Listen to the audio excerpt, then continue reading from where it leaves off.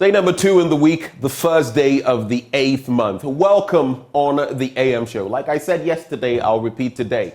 This minute, this second, this hour, this day will never come again. So let's make the most of it. Every day you're alive is a great gift. Someone slept yesterday, didn't wake up this morning.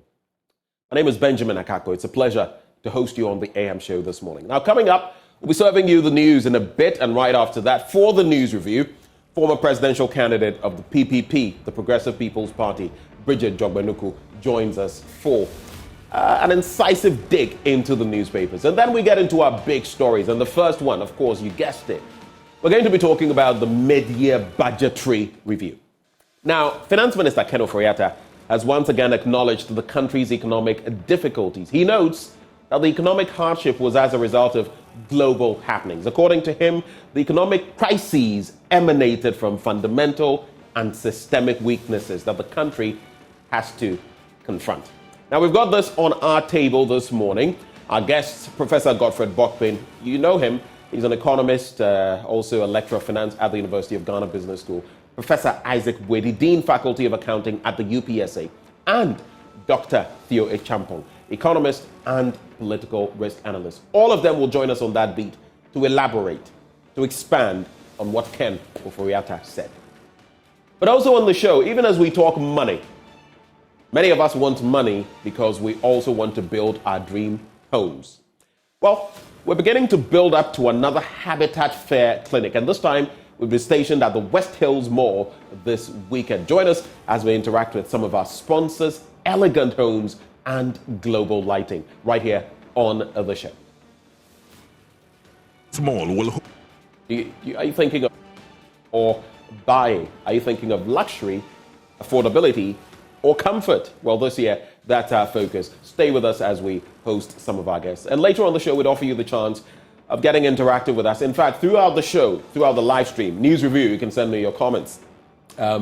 Even the news, you can drop your comments there as we go live, and the big stories as well. But when we activate the phone lines, be sure to give us a call because the show is all about you. On that note, stay with me. I'll bring you the news shortly.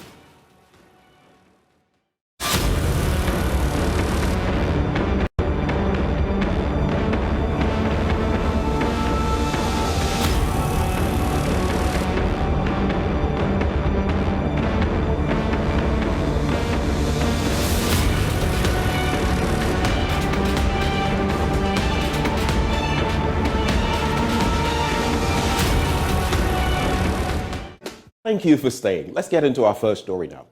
And the Colleges of Education Teachers Association of Ghana, CETAG, has declared an indefinite strike. The group is asking government to redeem its promises to them over the implementation of negotiated conditions of service. According to the association, government has failed to implement the National Labour Commission's arbitral award of settling its 7-month arrears and other service conditions. Emmanuel Bright Kweku was at the association's National Delegates Conference held in Kumasi and filed this report. The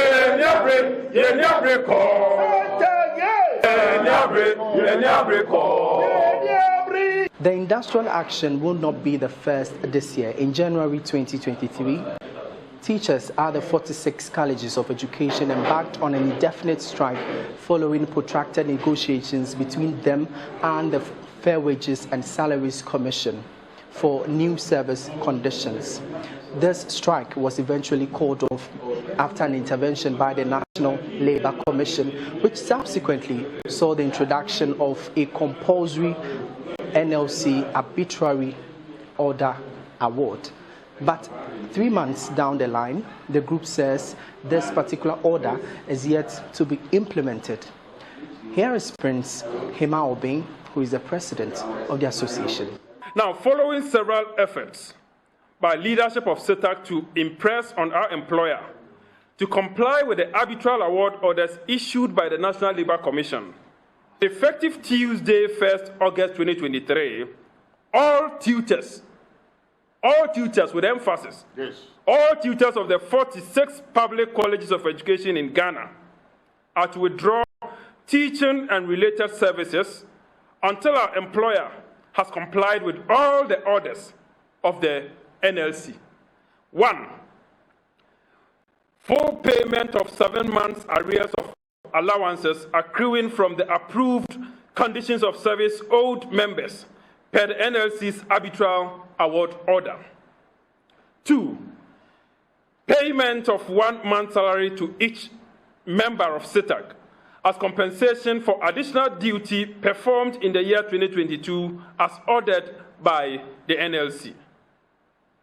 3, publication of the report of the staff audit and subsequent extension of public universities' rate of allowances to deserving members of CETAG per the NLC's arbitral award order. The group says it shall, from the beginning of the 2023-2024 academic year, not continue with its all-year-round academic calendar, describing it as killer. 4, immediate release of leave roster by each college of education to enable each tutor take 15 working days leave for the year 2022 as ordered by the NLC. And then 5, unconditional cancellation of the killer all-year-round academic calendar, effective 2023-2024 academic year. It is expected that every branch association shall act on this resolution with a dispatch and comply accordingly. Enough is enough. Yes. We have gone through this suffering for far too long, and we believe that the college teacher deserves better. Sure. And we have said we are not retreating. Not until all the items we talked over here have been complied with. Not until all of them have been delivered. We wouldn't budge. The Colleges of Education Teachers Association therefore says until the government meets their demands, they are not resisting or rescinding their decision. For Joy News, my name is Emmanuel Bright. Now, the Ghana Tertiary Education Commission is on a move to equip council members of colleges of education with the requisite knowledge to reduce the friction between council members, the CETAG, and managers of these colleges. The training centered on the regulatory framework, the governance structure of the tertiary system, and the role of the council members within the tertiary system. Speaking to journalists on the sideline of the training, Director General of CETAG, Professor Mohammed Salifu, said they have had situations council has appointed a person and there have been disagreement over qualification. For example, the councils are in charge of appointments in the colleges of education. That's a statutory duty of the council. The councils also supervise the work of the principals of the colleges of education. On the other hand, CETAG is supposed to be the regulator that provides oversight for even governance in the tertiary education institutions. You want to appoint a principal, there are preset criteria for appointing the principal. And we've had situations in which councils have reported to appoint somebody who probably has not even met the requirements that are expected of a principal. We've also had situations where councils, have the tendency to take up responsibilities of what executive management should be doing. So these are areas of confusion that we need to clarify. That yes, the council has the mandate to do these things, especially appointments, but they don't do it capriciously. You have to do it in accordance with laid down procedures and standards which CETAG supervises. And there has to be a clear line of distinction between what the role of council is and what the role of management is. These are the things we're trying to emphasize. Responding to questions earlier, Professor Salifu explained challenges they face when it comes to transition of councils. Some people say, as long as the government changes, if it's still within the same party, the same party has gone 4 years, is coming back, all the previous appointments, goes back to zero, they have to do new appointments again. And what CETAG has struggled to carry across is that we should have a situation where we say that the last appointed, after it's been appointed by government, and government is in perpetuity. When this government does something, the other one doesn't come and say, no, we have to do it all over again. We carry forward from there.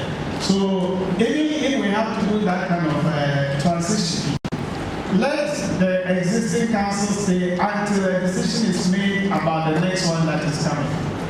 Head of Institutional Support and Coordination, GTEC, Jerry Safo, outlined some of the functions of the Council. The Council of the College of Education shall determine the policies of the College of Education and have control over the general programs.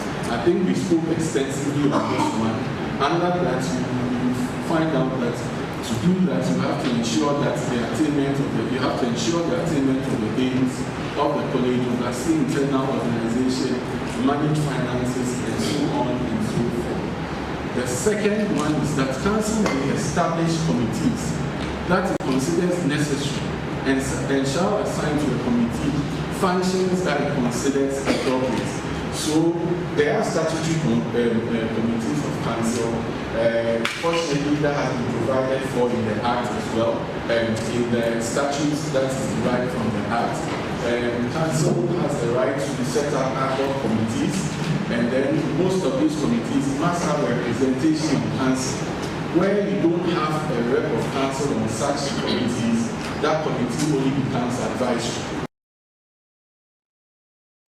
Now, the president of the World Energy Council's Future Energy Leaders, Prosper Ahmed Amakwando, wants government to augment the study of technical and vocational skills training and science, technology, engineering, and mathematics. He says there are several job opportunities that the Africa Green Jobs strategy was built on. Prosper Ahmed Amakwando made the statement at the Green Jobs Forum at Drapa. Rafiq Salam now reports. The Green Jobs Forum was under the theme Transforming Northern Ghana into a Greener Economy, the role of stakeholders. The forum brought together chiefs, farmers, and other stakeholders across the 11 municipal and districts in the Upper West region to discuss the employment landscape in the north of Ghana in the context of changing climate. A research by World Bank estimates that at least 1 million more people will fall into poverty due to climate shocks if urgent climate actions are not taken. Income could reduce by up to 40% for poor households by 2050. The analysis calls for pursuing a development pathway that builds resilience to climate change and foster a transition to low carbon growth through a combination of policies and public and private investments. President of World Energy Council's Future Energy Leaders, Prosper Ahmed Amakwando, says the only way to overcome the aforementioned issues is for a change in the narrative from a continent of talkative to a continent of doers, using the continent's green job strategy to buttress his claim. Doers will develop the continent. And who are the doers? The doers are the people with the TVET skills, not those who sit on TV and talk big English. TVET skills. That is based on which the continent's green job strategy was developed. And people who have skills in what we call STEM, science, technology, engineering, and mathematics. That is the basis on which the green job strategy was developed. Finally, it was developed based on the fact that at the continent level and based on the vision of the continent, people will move from Togo and come to Ghana, take opportunities that the green jobs presents or the climate change presents, develop it, get the money, and go back. That is a continent strategy because we are moving towards integration. He urged people living in the northern Gulf of the country to take their destiny into their own hands, as politicians are sometimes the cause of some of the problems in respect to climate change in the northern ecological zone. Government has promised to deploy solar systems across this part of the country. Government has promised in its books to promote climate smart agriculture. Monies have been voted, but those monies are not entirely dispersed to these communities. So my message to these community members is, look, take your destiny into your own hands. And as far as the green economy is concerned, it has come to stay. Let us take action, take the risk, take the initiative, support each other, collaborate, and then defend and protect the green economy future of Northern Ghana. For the past 3 years, the Frederick Ebert Stifton Economic Policies Competence Center and the Youth Advocacy on Rights and Opportunity, YARO, have held several stakeholder fora in discussing employment needs of the teeming youth and growing population on green job creation. Program Coordinator Frederick Ebert Stifton, Economic Policy Competence Center, and Executive Director, Youth Advocacy on Rights and Opportunities, Eunice Asedu and Ben Haji, threw more light on the program. Now, do you know when the rains start and end in different parts of Ghana? If you can find them in the books and online, well, it was the initiative of one man, Ghana's foremost climate scientist, KNUST's Professor Leonard Kofiche Amekuji. As Professor Amekuji delivers his professional inaugural lecture, Joy News takes a look at how he realized this vision. Almost a decade ago, Leonard Amekuji received a call from an insurance company inquiring about the rainfall seasonal patterns in the northern regions. The question they asked me was, when will the rain start in the northern part of the country? And then the second question that followed was, how will the rainfall pattern be in the north? And then the third question quickly followed again. When will the rain stop? And I realized I couldn't give just first wanted to answer, then I stopped and told them, okay, let me make some few checks. Professor Amekuji sought to make a quick dig in some few tombs and online portals, but wasn't successful. I thought I could find some information, relevant information from the literature to help them. But I realized that this was not available in the literature for the country. He then formed a team to find the answers. After fulfilling the request of the insurance company, he proceeded to extend the exercise to the entire country. Something dawned on me that this information needs to be going to the literature because there's none there. So then I decided to do it for the entire country, and so provided a seasonal forecast, a seasonal early warning tool for us, so that if you ask me right now, when will the rain start for Kumasi, I can quickly think through and just tell you. When will it start in Takrady? I should be able to give you information. When will it start in Ho? And then how long will the rain likely to be? And then I can also provide you the variabilities likely that will be in the starting day of the rain. When the rain starts in February, then you ask me, is it a climate change? I will tell you it's not a climate change because it's a climate variability, because I'm able to tell you what it is. This culminated in a paper he published in 2015 in the journal Climate, titled Variabilities in Rainfall Onset, Cessation and Length of Rainy Season for the Various Agroecological Zones of Ghana, which happens to be his most cited publication. Professor Amekuji has recently been involved in a project, Swift Science for Weather Information and Forecasting Technique. Within that project, we want to ensure that the knowledge base for the academy and then those in the industry, that's the operational centers. Operational centers here are referred to Ghana Meteorological Agency. On the 3rd of August 2023, Professor Amekuji will be delivering his professorial inaugural lecture under the topic, Cracking the Climate Change Code, the Sub-Saharan Africa Revolution. Reporting for Joy News, Kwesi Deborah. Now, Member of Parliament for Banda, Ahmed Ibrahim, is asking government and other stakeholders to rebuild the lives of drug addicts by providing more rehabilitation centers. Speaking at the commissioning of the Kairos Women Rehabilitation Center at Banda Hinkro by Kairos Global Mission, Mr. Ibrahim said imprisoning drug offenders was a sole measure not yielding the expected outcome. Precious Semevo has more. The involvement of the youth, especially women, in drug abuse worsens their vulnerability and further exposes them to social vices such as prostitution and other unethical behaviors.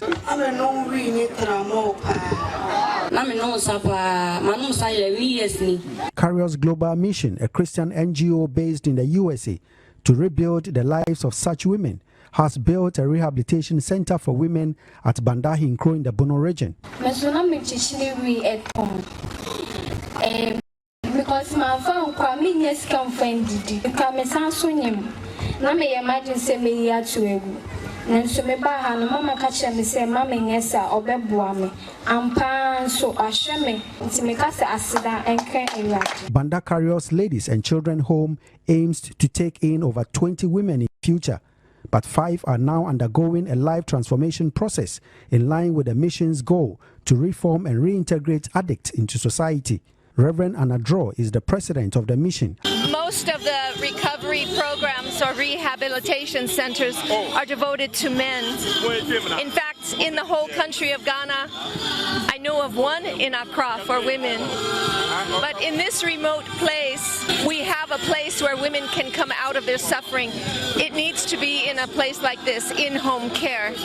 The addiction is just too strong. In this place, women can recover and learn new skills and recover their ability, recover their identity as whole people, and once more leave this place with the ability to engage in society, to work, to raise their families, to raise their children. At the commissioning of the center, Banda MP Ahmed Ibrahim urged the women not to be ashamed of their past, but to strive to become better. He called for a different approach to dealing with drug addicts instead of imprisonment. What I'm saying is that, one, there must be rehabilitation centers so that you don't keep on piling the people into the prisons. Like the man said, even in the cells of the prisons, they still continue to abuse the drugs. So if there are rehabilitation centers and you bring them to rehabilitation centers, it can help them to transform and reform the people and bring them back into the society. So that is the prevention is the best way to go, and that's what I'm advocating for. There are people in Ghana who are richer than this woman herself. So if she can volunteer to come and do this, why can't our rich men in the country do it? The Church of Pentecost has done about 3 prison cells where they are rehabilitating and transforming the lives of drug addicts and all people who have already been pushed into jail. It's not everything that government can do. Board member of Carriers Rehab Home, Superintendent Jeremiah Ahale, while urging the youth to avoid drugs, appealed for support to sustain the home. The law says when you use it, this should happen to you. When you sell it, this is what should happen. A judge cannot use his discretion to reduce the punishment. So the best way to go is what we are doing. And you know, the moon hano. Some so nyamenshira na se mumwa eyisika. And maya awye very umudidi. Precious Semevo, Joy News, Banda. And that's how we cap off the news this morning. But stay with us. We'll be joined shortly by former candidate of the Progressive People's Party, Bridget Jogbenuku, as we get into the newspapers. We'll be right back.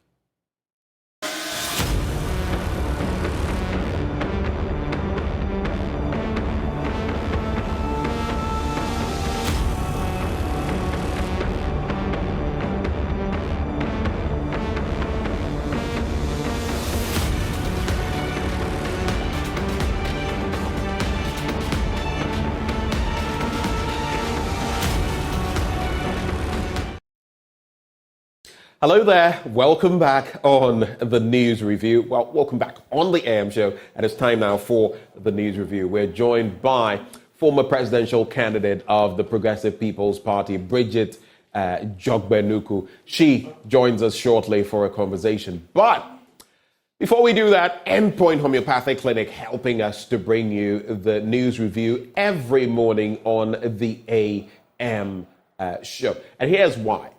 They're offering you health, basically. For you, if you're a man, prostate screening for free. They just say, make tracks to any of their offices or give them a call and they'll book you for an appointment. If you're a woman, fertility screening for free.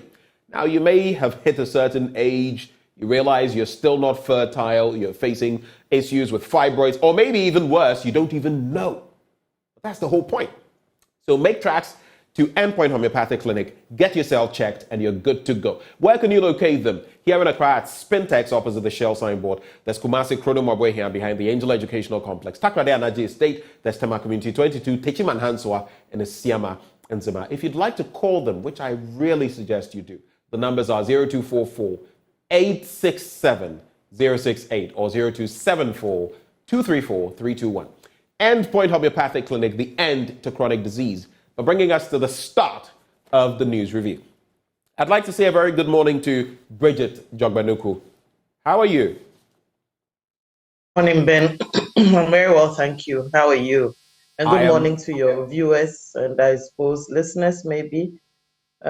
Yes, there are there are some who, there are those who turn on the TV, but their eyeballs are not on the images, but they are doing something else and they are listening to what is happening. Yep. So I think it makes sense to say listeners as well. Anyway, it's good to hear from you, like we usually do when you're on the show. You're a businesswoman. How is business? Yesterday we heard from the finance minister.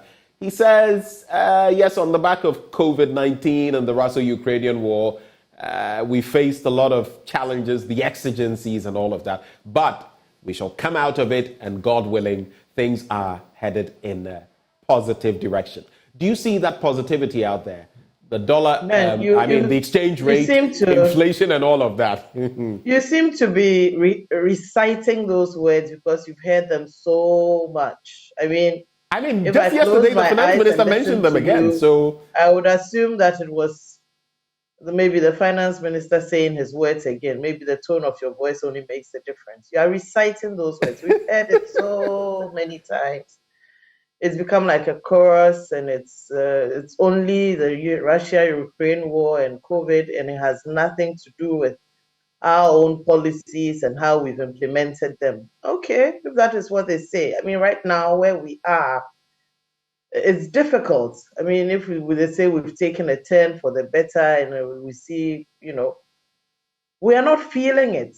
Food is still expensive. I mean, the basics are still very expensive. Inflation is still high, even if it has come down to 30-something%. It is still high. People are suffering.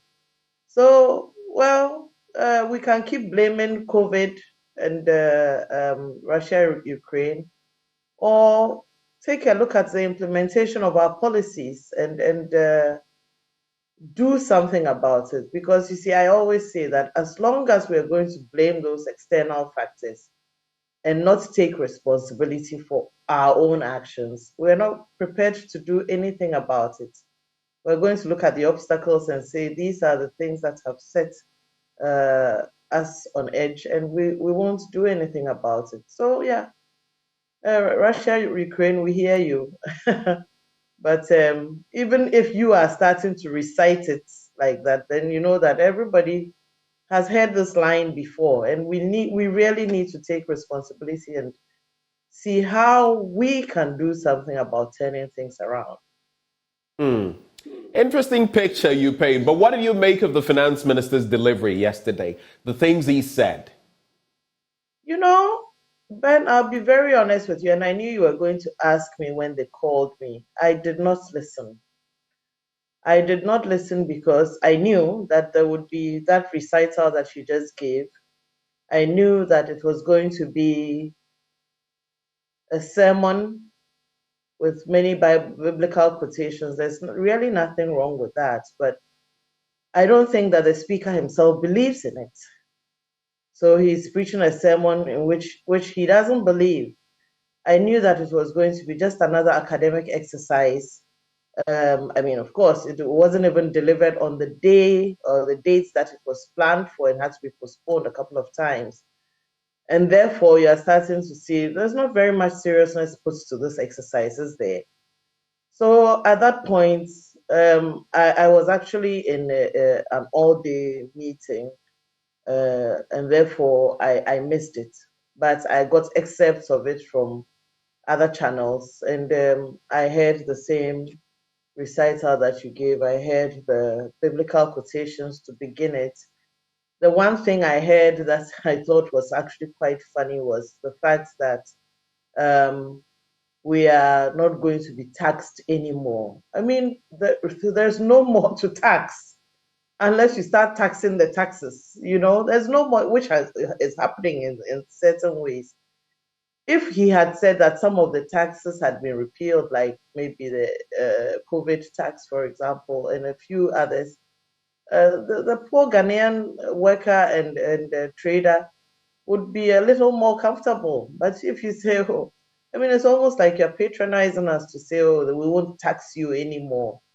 You know, there's nothing more to tax. We are taxed out of our, pockets. So for me, it was just another academic exercise. It was just another sermon in the house, not on the mount. And I don't think that the preachers, not just the government, the preachers of the sermon themselves, believe in it. It was something that had to be done, and they did it. I see. I find that interesting. So you actually avoided the whole occasion because you felt there was going to be nothing new in there. Some of the things the finance minister... I didn't avoid it. If I had been in my office, right, it is likely that I would have, by default, heard it because I do have the radio in the background. Okay. But I had to be in a meeting, and it was an all-day meeting, so I did not listen to it. But when I heard excerpts of it, and of course, as I said, because it had been postponed a couple of times, I started to feel that, you know what, not much seriousness is being put to this budget. Besides, I mean, looking at our economy and how broke we are, how is a budget, I mean, what are we budgeting on? And I think one of the minority parliamentarians mentioned it the day before.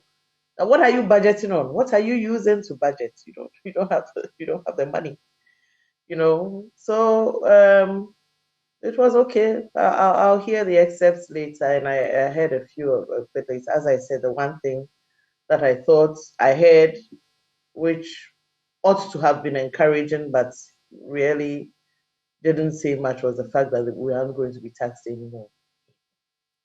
Let's get into the papers. They also talk about the same bit. We'll get into the Daily Graphic, the Daily Guide newspaper, and the Economy Times. Let's start with the Daily Graphic. Ghana elected to World Tourism Organization Executive Council, and we have a number of these organizations that we're on now. There's also media budget review. Economy shows signs of recovery. That's according to Finance Minister Ken Ofori-Atta. Are we recovering? You give your verdict. I'd love to hear from you out there, those of you watching us. And I'll come to you, Bridget, on that same point as well. New GDP target signals decline. That's according to the minority. And yesterday, in asking for, the suspension so that matters could proceed, the minority leader, Dr. Cassiel Forson, started ferociously on that point. $300 million dispute. Court places injunction on mining firm, the AG involved there. And then tertiary students visit NCA. On the back page, ENI Ghana or Any Ghana partners give scholarship to 1,000 students. And Communications Minister commissions rural telephony sites in Northern Region. So let's get into the stories now. I'll start with a major one, giving us the banner headline. Now, the Minister of Finance, Ken Ofori-Atta, has said the implementation of fiscal adjustments and sustained investments have contributed to the stabilization of our economy. He said since the 2023 budget was presented to Parliament in November last year, to date, the exchange rate had stabilized, inflation had softened, and interest rates had declined, while plans for private investments had been announced due to increased investor confidence in the economy. Presenting a mid-year review of the 2023 budget to Parliament yesterday in fulfillment of Section 28 of the Public Financial Management Act, that's the PFMA 2016 Act 921, the minister said the government would continue to pursue adjustment and work hard to build and sustain a favorable macroeconomic environment. Now, after an anxious wait for the mid-year budget review, which was rescheduled twice, Parliament gave the minister the opportunity to address the House in fulfillment of the PFMA. Briefly, before I come to you, Bridget, touching on the country's fiscal performance within the last 6 months after the 2023 budget was read, the minister noted that the economy was back on track, and I'd like you to talk on that when I give you the opportunity. Back on track to a positive primary balance. Notably, he said there had been a slower pace in expenditure execution relative to revenue shortfall, resulting in an overall budget deficit on commitment basis of 6.3 billion Ghana cedis, that is 0.8% of GDP.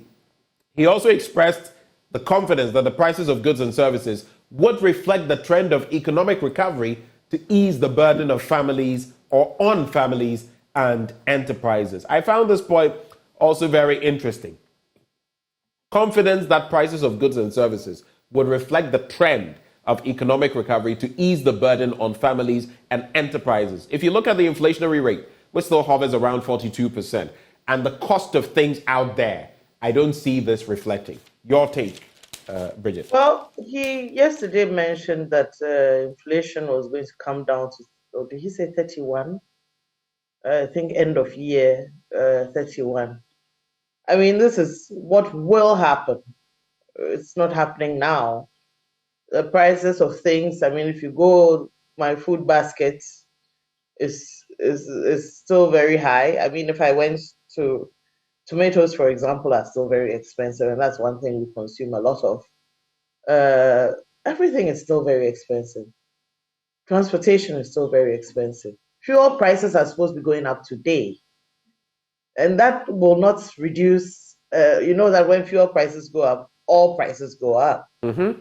So I don't know what he's talking about if he's saying that, prices are going to begin to come down. On the contrary, if fuel prices are going up today, like I said, it then becomes a very academic exercise. It's got to be done, so we are doing it. And we've got to say something positive. It's good. Positive is good. It's encouraging, but it's not true. It's not true that prices are going to come down. Fuel prices are going up by a certain percent, between 4 and 11%, if I read right, today. So if that is going to happen, prices are generally going to go up. Prices aren't coming down. And it's when he says that the exchange rate stabilized. Yes, it stabilized. It came down. It was maybe teetering on about 15 cedis to the dollar, thereabouts, and it came down. It got to 16 at a point. Yeah. Came down to around 9 or so and rapidly rose, and it's almost hitting 12 now. And we've remained there. I have made some losses through foreign exchange. I mean, but we've remained there, and it's high. When this government came to power, I think the dollar was around 5 cedis or so, and we are now at 12. So if you're saying it's stabilized, well, it's stabilized at a very high point. It's more than 100%. So these things are, the finance minister, with all due respect, is speaking academics. He's speaking theory. But practically, no, it's not true. And you're a business person, you're selling, and you have people come and buy, so you can feel, are people able to buy as they were before? And even as you tell me about that, because you sell your Gary, if I'm not mistaken, your Zumi, among other things. And then again, what picture does that paint? Because, of course, this is our reality versus, for example, what some have couched the Cecilia Dapa saga. The source of money, that one, the courts will determine what exactly happens. But the general picture out there is, okay, there's a small class, the elite, with chunks of money, and the masses have to endure what is happening. What do you make of that situation? It's a pity, the Cecilia Dapa saga. I wish you had called me then to speak. But yes, that's what's happening. They don't know the reality. Our governments, our leaders, obviously don't go to the market.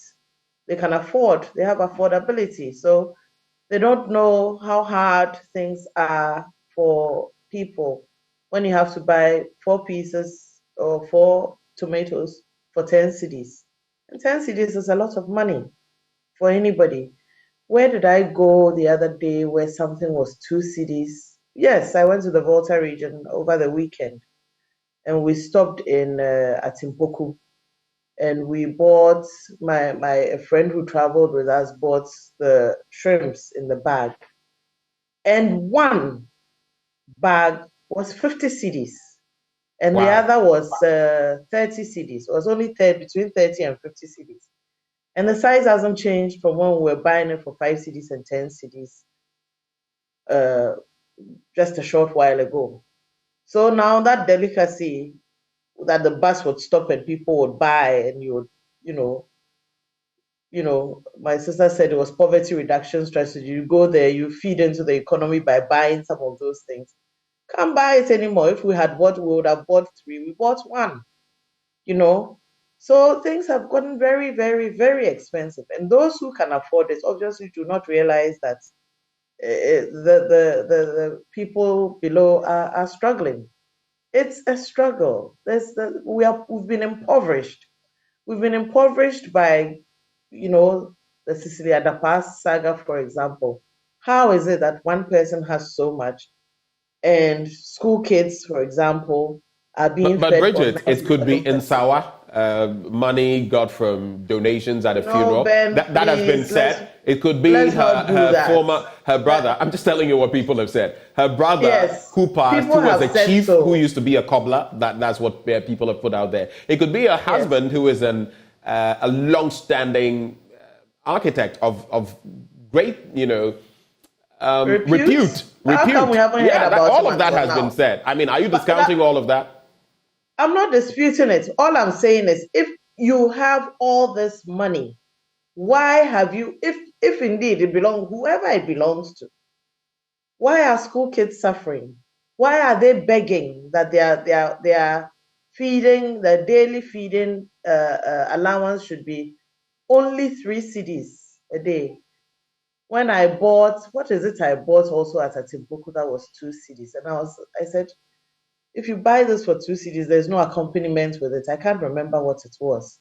But why is it that one person is keeping all this when our children in school are begging to be fed on just 3 cedis a day? Why is it that somebody has all this, and if they pumped it into the economy, our exchange rates would not come down? Why? Someone said that if the claim was that, and of course these are all things out there, if the claim was that the money belonged to her brother who passed, then if that brother's children come right now and they say they want the money, what's going to happen? Why isn't it in a bank? Why don't you say, there's the money in the bank, here's your bank statement? Well, I mean, what can I say? This is Ghana. But let's get into a related story and move away from the Daily Graphic. So, new GDP target signals decline.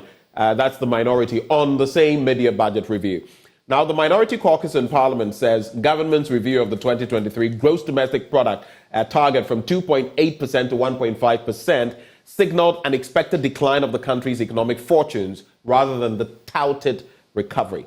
The Minister of Finance, Ken Ofori-Atta, yesterday spoke eloquently about the bright outlook of Ghana's economy towards the second half of the year as he presented the 2023 mid-year budget review in Parliament. But the minority leader, Dr. Kasialato Forson, addressing the media after the minister's presentation, said the downward revision of the GDP target was an indication that the economy was declining or shrinking and that it would affect jobs and the general welfare of Ghanaians. Again, the Minority Caucus in Parliament has described the cedi's supposed stability at present as merely artificial, saying claims by the finance minister about the currency's supposed recovery is not supported by evidence on the ground. In fact, Dr. Forson stresses that the minister's claim that the economy had, quote, turned the corner could also not be true, and that the government had rather deepened the woes of ordinary Ghanaians. That is the bit in there. Maybe I should just throw in the fact, I don't know whether, okay, so it is in the Daily Graphic. Niger's ousted president in high spirits. That's according to the Prime Minister. I just want to chip that in, especially with everything happening in our sub-region. And now another nation that seems to have fallen. By the way, ECOWAS is planning some sort of military action. The Nigerian airspace has been labeled a no-fly zone and all of that. Niger's Prime Minister Uhumudu Mahamadou has said there is no question of President Mohamed Bazoum resigning. He is currently being held in detention by the military following a coup last week. And, quote, he says, this is a seizure of power by force. It is not a voluntary departure of the president, so there is no reason to talk about this resignation issue, Mr. Mahamadou said in an interview with a French television station. But with everything happening and the Wagner Group courting Niger and everything in the sub-region, vis-a-vis economic developments among others, what picture does it paint, Bridget? It's a very grave picture. Yesterday, somebody put on my my platform, our Legon platform, a map of Africa with the entire middle belt in red, and all those countries had been taken over by the military, by their military. And it's almost like a repetition of the late 70s and 80s in Africa. Yes, and maybe the 60s. We've gone back, haven't we? We have retrogressed. And maybe it is because, who knows, maybe democracy obviously was not working for them. And why hasn't democracy worked for them? Because leadership and governance has been poor, has let the people down, has let the youth down, because you have a bunch of idle youth waiting to be influenced. And when they are, I mean, we saw what was happening in Niger last week. It was frightening. And therefore, leadership, the ECOWAS and their leadership must take an inward look and address the issues of governance and leadership in their countries. They must look at it and understand that their way of practicing the democracy is not working. It is not that democracy is wrong. It is the way it is practiced in these various countries. When it disenfranchises people and the youth and they get disgruntled and all they want to do is do things by force. If ECOWAS is thinking of going to take over or, take out those military leaders, they must be very careful, because ECOWAS has been known to accept or to overlook issues of bad governance in some of these countries, where in some cases presidents want to extend their period of rule or of governance, and they come in and impose themselves on their countries, right, and sit in ECOWAS meetings, and the other leaders of the other countries say nothing. Rather, when these coup leaders try to get into ECOWAS and go for ECOWAS meetings, they are ostracized. But we must ask ourselves, what are we doing wrong? Why is it that all these countries, all of them, are being taken over by these forces? And really, Bridget, we have very little time. We have to make tracks. But really, if you look at the situation in all of these countries, you see a certain thread. There's a theme that runs through the suffering of the people. I've seen some pictures supposedly from Niger. I cannot corroborate, so I'll not go ahead to say what they do. They actually portray. But if they are true, it tells you what the elite class, the political class, is enjoying vis-a-vis what ordinary people are facing. And that is problematic. I don't see why our leaders cannot, comprehend that if you are living in a different, it's almost as though there were two different Nigers, two different Malis, two different Burkina Fasos. I don't want to mention any other names before people take me on and say I am saying something. But if you create certain scenarios, some things, if you are not careful. Anyway, Tijani Isaka says, the new proposal of using national service personnel in farming is a clear indication that planting for food and jobs didn't work. The government must also know that health workers, that is nurses and public health, who completed or graduated from 2020 have still not been posted to work. Things are not working anymore for anybody. Tijani from Kofridia sends that. Martha Quayson says, good morning. I want to find out whether veterinarians matter in this country. Clearance was given in 2021 about recruiting veterinarians in 2022 and 2023. We've not heard anything since then, and graduates are just sitting at home. To cap off the conversation, The Daily Guide newspaper. Ahanta West MP denies resigning, and then Pius Hajide contests Eswejaman NPC, the former Deputy Minister for Information. I'll focus on the finer in Economy Times as we wrap. 2023 GDP growth revised to 1.5%. We've looked at that. Headline inflation pegged at 31.3%.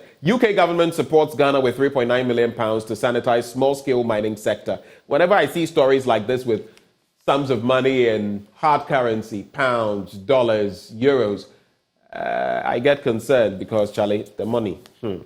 Economy Times, cost of credit to rise steadily. Cost of credit. And go to the banks and see. This is one of the most difficult times if you're a business person going for a loan. Trust me. Well, our central bank by itself is broke. It is. Recorded a loss of what, 60 billion, 66 billion or 60 plus like billion. That. We've added about 20+% to our debt stock. Yeah. So the banks, if our bank is going, our central bank is going into insolvency, as I think it was Chaucer who said, if gold rusts, what should iron do? And to add to that, Bank of Ghana exposure, stock and bonds undergo 50% haircut. The government has given a 50% haircut to non-marketable holdings of government to Ghana instruments, including long-term stocks, a COVID-19 bond, and overdraft in an attempt to restructure central bank's holdings of government debts. So when you hear of all these things and the central bank's governor tells us, look, we are getting there, and the finance minister also tells us we're turning the corner, then you begin to ask yourself, which corner exactly? Final words, Bridget. That's the theory. Final words? Well, it's gloomy. Wake up. I mean, I'm not talking about the weather. Indeed, the weather is gloomy this morning. It's probably a reflection of the state of the country and the economy. But we wake up each day and we do our bits and we pray that, everybody keeps calm and everybody still has hope. There's a lot of despondency, I know, but let's keep hope alive and look forward to 2024 when we can vote again. And all the best to everybody. It's a struggle, but we will get there. Heaven knows. We are going. When we will Heaven knows where we are going. Yes. We know we will. We must keep hope alive because the alternative. If we can't go the way of what any of the countries definitely in the not of Africa, but we cannot afford it. Definitely not. Those of us who were here when it happened and young as we were saw how terrible it was, and we don't want that. I mean, we've already retrogressed. If we should go that way, we've only gone further.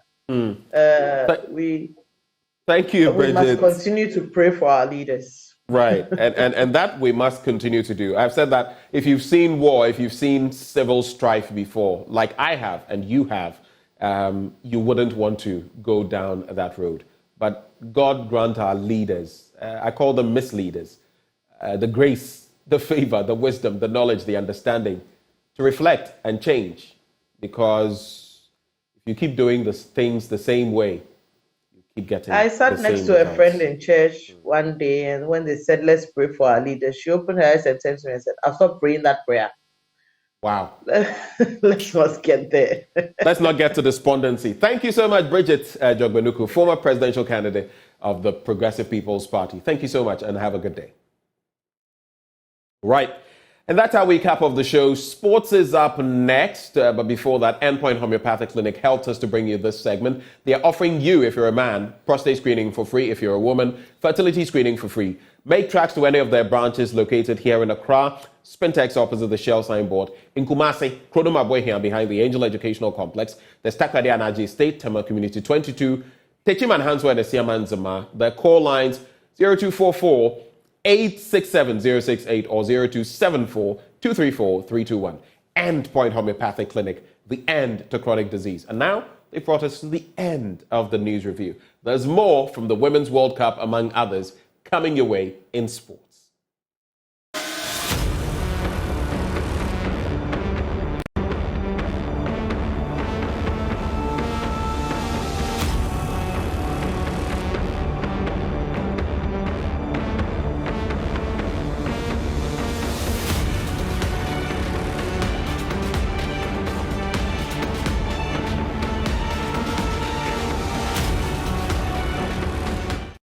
Good morning. Let's do sports now. On the AM show with me, Muftau Nabila Abdullah. And in the last couple of days, there has been some controversy between the Ministry of Youth and Sports and former Black Stars coach CK Akono. Minister of Youth and Sports, Mustafa Yusuf, last week Wednesday mentioned that his outfit has settled the former Black Stars coach his arrears following the decision of the Football Association to part company with him in September 2021. CK Akono, in an interview with the Graphic Sports, said that he has not received any money from the Ministry of Youth and Sports. Well, the ministry has released a statement detailing how much has been paid to the former Kumasi Asante Kotoko, Ashanti Gold and House of Oak coach following the decision of the Ghana Football Association to part company with him. And they say that the attention of the Ministry of Youth and Sports has been drawn to publications in the media regarding an amount of money owed former Black Stars coach Charles Koblan Akono following the termination of his contract. In response to the claims made by Coach Akono in the said publication, the ministry would like to clarify the details of the payment transactions in accordance with agreement between him and the Ghana Football Association. The statement goes further to say that upon the termination of Coach Akono's contract, he was paid an amount of 318,378.41 Ghana cedis, which is equivalent to $54,054 at a rate of 5.89, and this payment was disbursed on 22nd October 2021. That is a month, or just more than a little over a month after the GFA parted company with him. They went on to further to say that on February 22, 10th February 2022, he received an amount of 335,635, which is equivalent to $54,054 at a rate of 6.21. And then on 12th January 2023, an amount of $860,000, equivalent to $100,000, was disbursed at a rate of 8.60. And on 27th July, which was just last week, the ministry again paid $30,000, which was paid in check. And that CK Akono rejected this, but the ministry decided to pay the money into his account. So in total, CK Akono, as of 31st July, has been paid $508,108.12. They say the balance remaining for him to be paid is $220,000. These are the details of payment that has been given to CK Akono after he denied that the ministry has paid him following the decision of the Ghana Football Association to terminate his contract. He has said that he has not received any $100,000 from the ministry, but the ministry has detailed payment that has been made to him. Let's still stay on stories that has to do with the Black Stars. And it's been over 40 years since Ghana last won the African Cup of Nations. And former Black Stars coach, Black Stars captain rather, Stephen Appiah, has offered an advice to the Ghana Football Association. He tells them that it is important they engage ex-players who have won the competition and ask them how they did it. He believes with this, the Ghana Football Association will be getting closer to laying its hands on the lost AFCON title.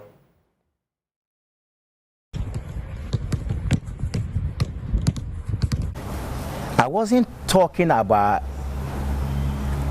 former players getting positions, being coaches, but you can get something from them when you try to ask them about certain opinions.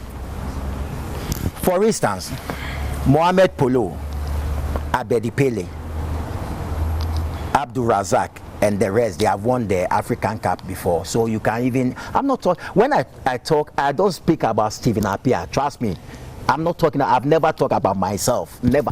Because I think that there are people who came before us. Yeah. There are people who won trophies. As I mentioned, Abedi Pele and the rest. We have been since 2008, semi-finals, finals, semi-finals, finals. I mean, against Cote d'Ivoire, we had the chance where they lost their first two penalties. Yeah, first two penalties, but we couldn't grab the cup. So I mean, you can invite certain former players and ask them what did they do to win the trophy their time. You see, they will give you ideas. You can take it or not. But I think that they didn't get what I was trying to communicate. Yeah, then they took it in a different To the Ghana Premier League now. Last season, the competition lacked patronage. The patronage of the Ghana Premier League or Ghana's domestic competitions in general suffered hugely from patronage. Well, Joy Sports and Insura Sports decided to conduct a survey to find out why people do not patronize Ghana football anymore. Well, one of the things that came up was the lack of quality in the competition.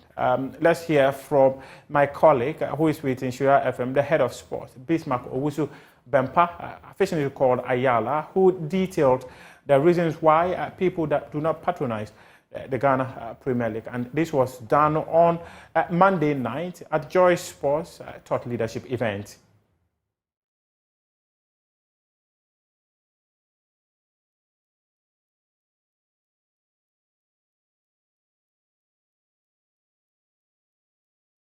Interestingly, majority of our respondents says the quality of our football is going down, and you can see by the graph the quality of the Ghana Premier League, the quality of the Division 1 League, the quality of our coast football, the quality of every level of our football.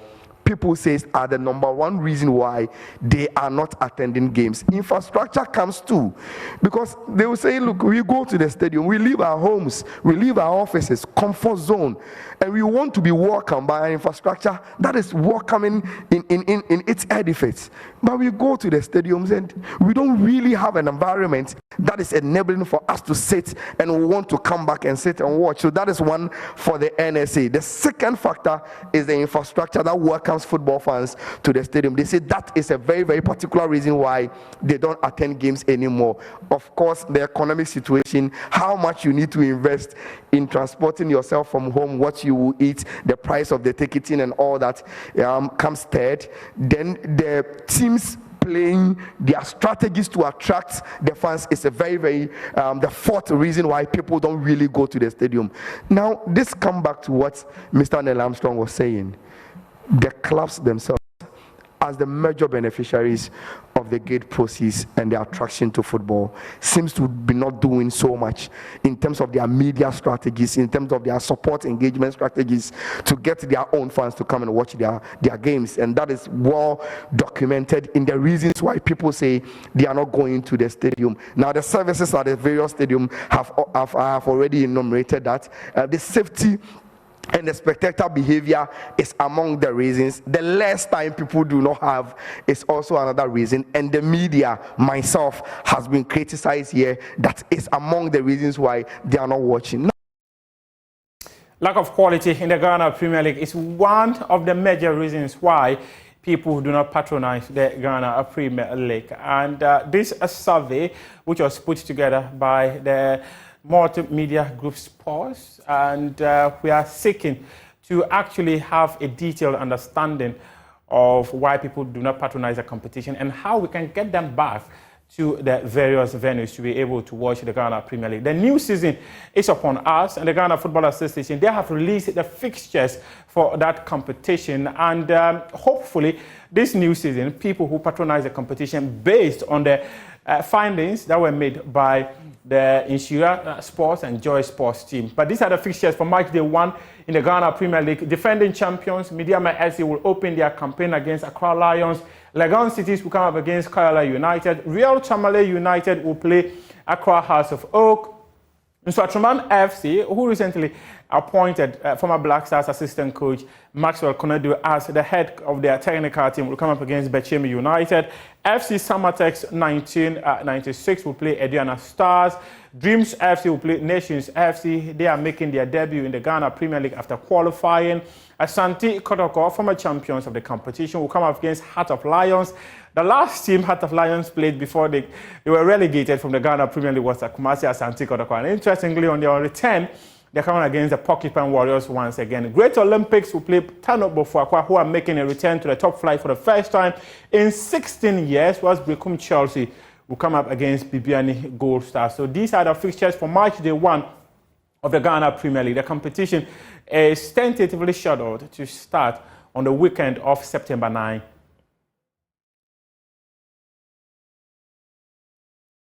Now, to the facilities that will be used by these clubs for the new football season, the Minister of Youth and Sports, Mustafa Yusuf, has charged the National Sports Authority to ensure the venues are friendly enough for those who patronize Ghana football.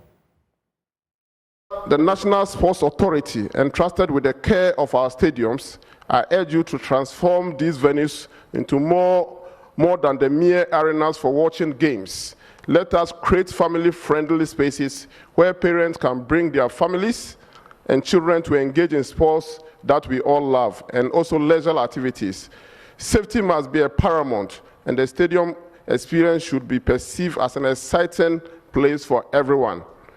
Premier League clubs, in your pursuit of attracting fans, consider innovative marketing strategy that resonates with the young generation. Engaging the community and giving back through corporate social responsibility initiative can foster deeper connection with fans. To Ghana Football Association, the organizers of the league strive for fair and attractive competition that fans can be proud of. We must be conscious of global competition from the top league like the English Premier League and avoid features clashes. Taking into consideration our account of our climate and work schedule, we should aim to match time that are convenient and enjoyable to our football fans. Still on the Minister of Youth and Sports, he has said that his outfit is committed to supporting athletes that will be going to the World Athletics Championships to be staged in Budapest later this month.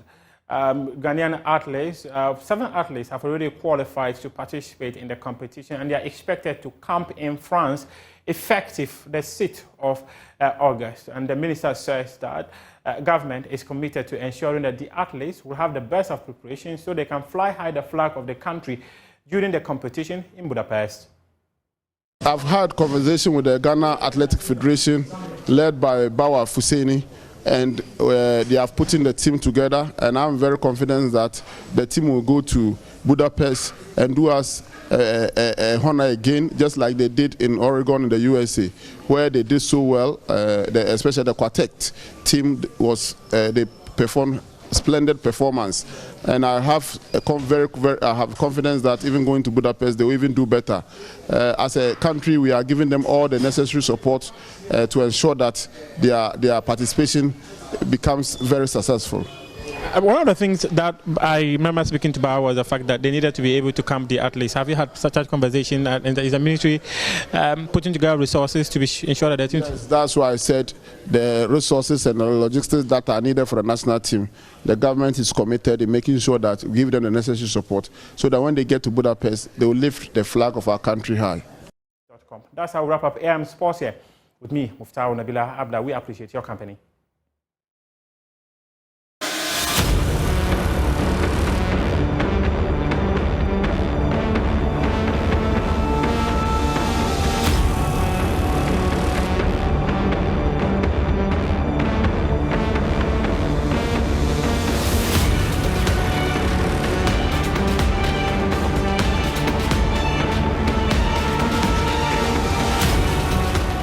In the 2023 budget, government outlined a series of measures to mitigate the impact of the severe economic challenges and also to preserve growth. These include the implementation of flagship programs such as the One District, One Factory, Planting for Food and Jobs, Phase 2, Strategic Anchor Industries, Infrastructure Poverty Eradication and Program, IPEP, Ghana Cares, Youth Start, Agenda 111, among others.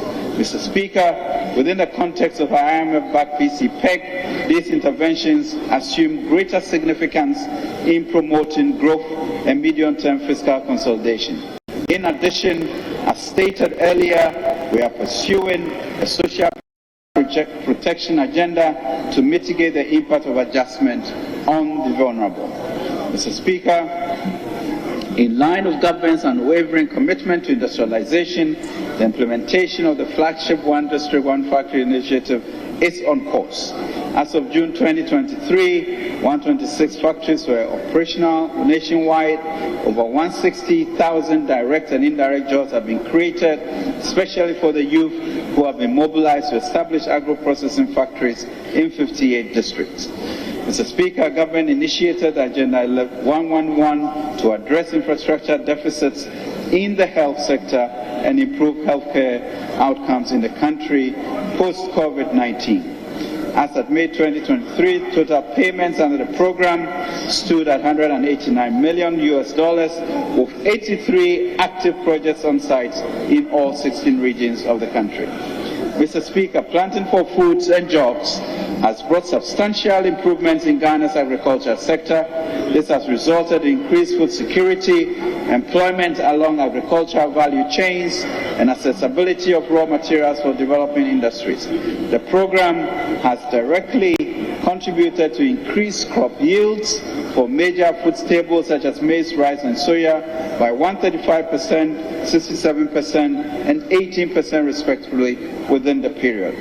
After a comprehensive review, government is finalizing PFJ Phase 2 to ensure a more efficient and targeted support for the agriculture sector. The key elements of Phase 2 are inputs credit systems, storage and distribution infrastructure, commodity trading, and digitized platforms. Mr. Speaker, I can also report that efforts towards promoting commercial agriculture, building technological capability, and advancing digitalization under the Ghana Cares program are on track. Last year, I indicated the government is spearheading the Economic Enclaves project to establish growth poles in key locations, including Kasunya, Greater Accra, Kumawu, Ashanti, and Banda in Oti regions. The approach under the EEP is to provide agriculture infrastructure and land development support to entrepreneurial youth and the private sector. Mr. Speaker, to enhance production and value addition in the enclaves, the provision of ancillary services such as housing, training, facilities, irrigation, canals, farm roads, and electricity have also commenced. Mr. Speaker, it is gratifying to note to the provision of these services, about 10 medium and large-scale entrepreneurs with experience in the commercial agriculture space have applied to play diverse roles ranging from anchor farmers to machine and equipment services in the EEP site in Kasunya. Mr. Speaker, in partnership with the National Service Team, about 20,000 acres of land in Setre Kumawu in the Ashanti region is being developed to accelerate maize, tomato, groundnuts, and animal production.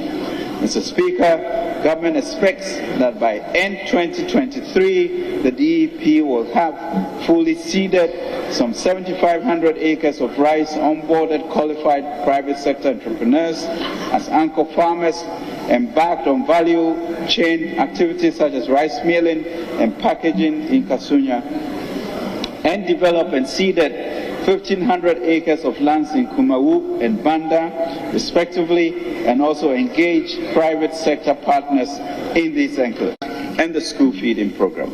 The 2023 budget, for example, doubled the benefits under the LEAP program as well as boosted the allocations to the school feeding program. 3, strong and ambitious structural reforms in tax policy, revenue administration, public financial management, financial sector, as well as strong measures to enhance revenue mobilization and address weaknesses in the energy and cocoa sectors. Both are critical to bring public finances back on sustainable path while creating fiscal space for critical development spending. 4, to bring inflation under control through prudent monetary policy, including appropriate monetary policy tightening and the elimination of monetary financing of the budget. Containing inflation pressures requires coordination between fiscal and monetary policies. 5, to rebuild international reserve buffers to 3 months of import by the end of the program. The Bank of Ghana is pursuing enhanced exchange rate policies to help rebuild international reserves. 6, to restore sustainability and preserve financial stability following the domestic debt exchange program to support private investments and growth. And 7, to pursue reforms to encourage private investments, strengthen growth, and create more jobs. Mr. Speaker, it is instructive to note that our path towards securing an approved IMF-supported program has been characterized by speed and resoluteness. More specifically, the following key and significant milestones were accomplished. We achieved staff-level agreement in December 2022, 6 months after we formally requested for the IMF support to back our PCPEG. We were supported by China's agreement to co-chair Ghana's Paris Club Official Creditor Committee. We secured financing assurances for the Official Credit Committee, co-chaired by China and France on 12 May 2023, 5 months after our formal request in December 2022. We secured an IMF board approval on 17 May 2023, 5 months after the SLA and 10 months after a formal request for a fund program.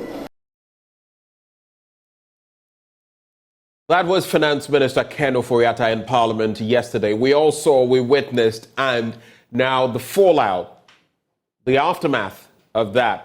What are the salient, the crucial matters for discussion? The Finance Minister says we're rounding that curve and that the economy is turning around. But with the figures that Minority Leader Dr. Kasiala Toforson had to play with, he says, especially when GDP forecasts are not going our way, in fact, we are receding in that regard, then it does not point to the same picture that is painted by Ken Ofori-Atta, the Finance Minister.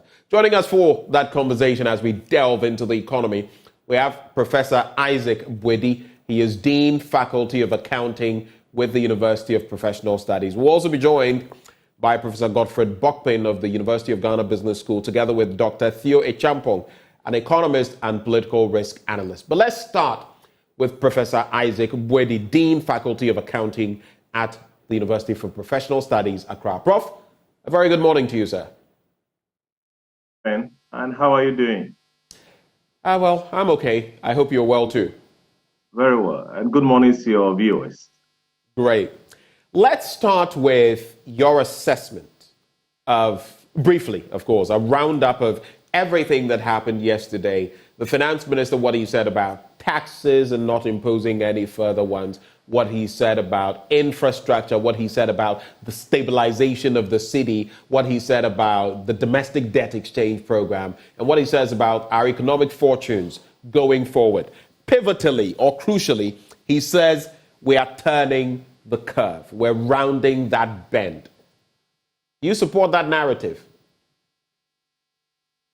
Yes, Ben, thank you very much for the opportunity. Yesterday was the media budget was reviewed, and to help your listeners to situate the discussions well, it's better to give just an introduction, overview of what the mid-year budget seeks to achieve. In fact, in every year, the government accounts for how it has managed the economy for the first half of the year. And then it tells the citizens what they should expect for the rest of the year. And this time around, what has made it so topical or important is the country going back to for an IMF program just 3 years after ending the extended credit facility. Now, we wanted to know steps whether Ghanaians are going to be sacrificed in favor of IMF, although government enhanced domestic program with the fund has not yet started at a point in time.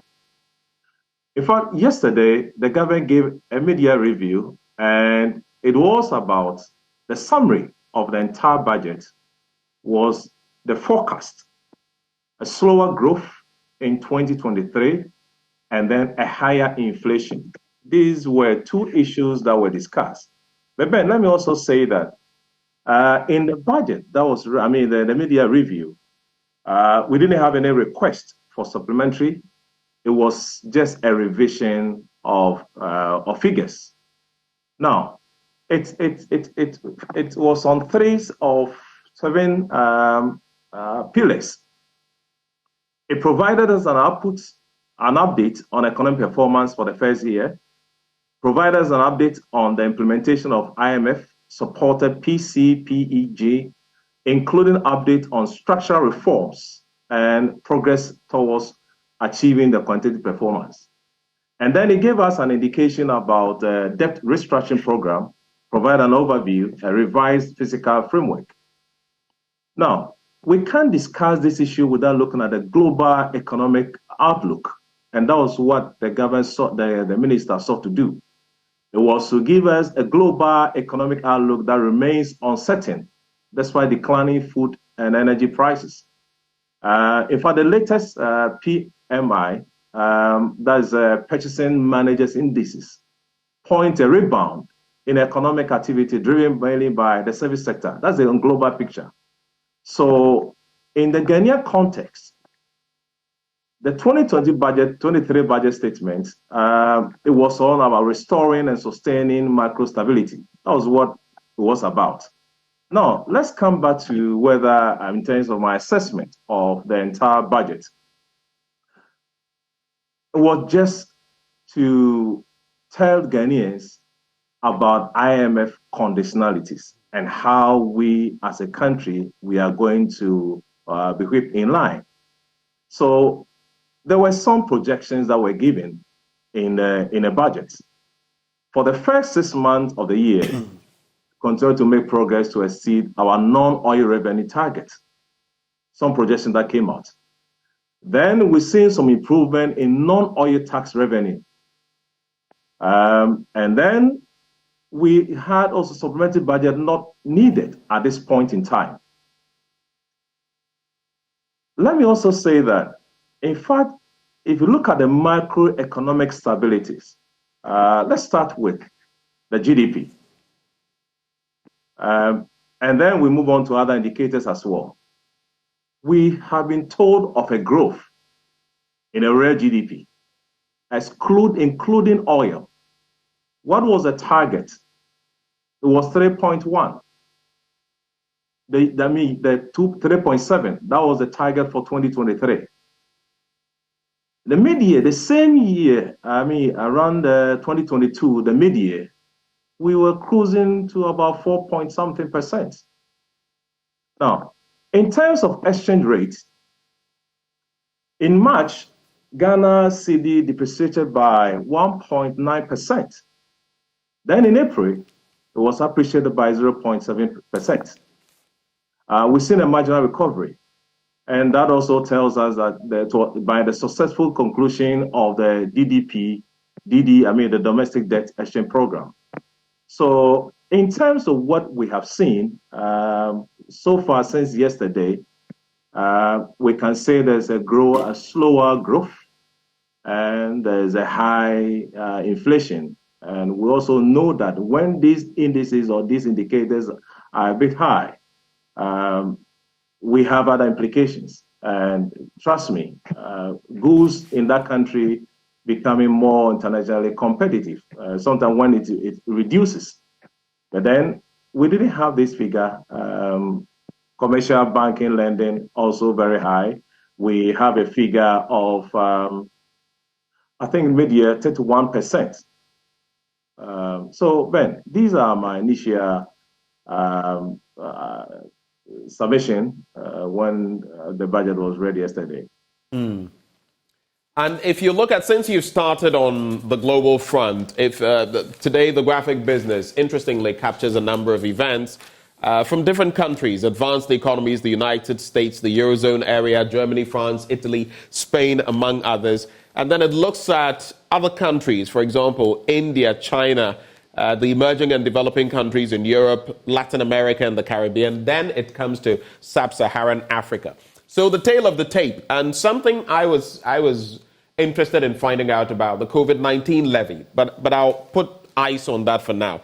because the World Health Organization announced in May that it no longer considered COVID-19 to be a, quote, global health emergency. Supply chains had largely recovered. Shipping costs and suppliers' delivery times were back to pandemic levels. So that is that. I'll come back to that point later.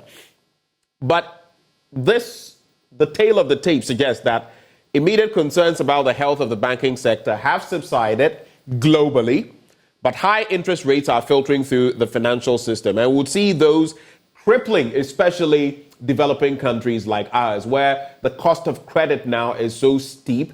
This tends to be the general picture or the global picture from what we know. But in Ghana, fighting inflation and everything else, it is pretty problematic. From that standpoint, the global picture vis-a-vis our own picture and even our fallback when it comes to our gross domestic product expectations or growth expectations for 2023, the rest of the year. What do you make of that? Are we still in line to do something positive within 2023, economically speaking? Yes. I think if you figures will not lie, and just as the minister indicated, and what we are seeing the global front, whatever happens in the global space obviously will affect our country as well. And we've seen the IMF also revising their budgets. Their growth targets. And that should also tell us that we should also do same. And that's what the government, yesterday also sought to cover. In fact, if you look at the revision and its areas, it covers. Anytime you try to revise your budget, then obviously it means that revenues are not coming. Therefore, you need to also do same. They mentioned about 4 or 5 areas, revision and areas that they cover. Overall, real GDP growth has been reduced to a rate of 1.5% from the initial target of 2.8%. And if you look at the non-oil revenue, real GDP growth, 1.5 to 3%, initial 3%. And then we also have primary balance that has also been reduced.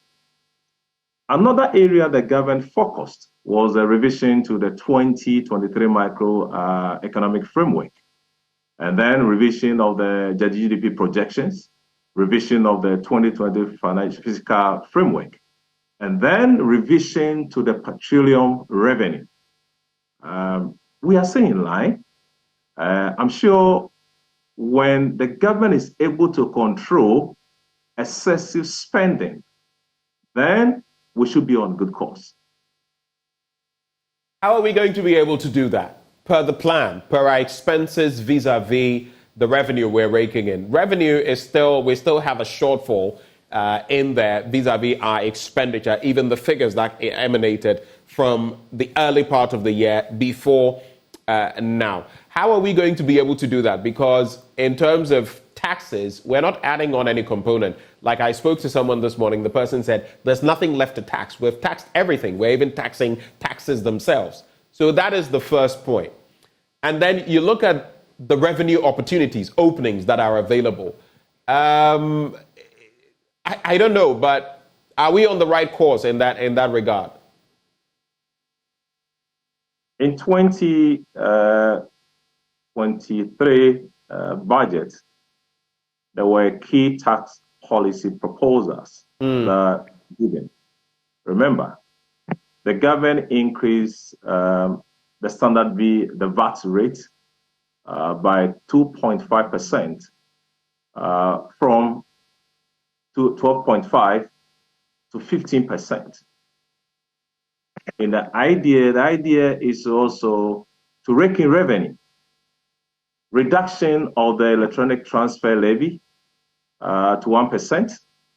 And then there was a review of tax incentives and exemptions that was also increased. So concessional corporate tax was increased to 5%.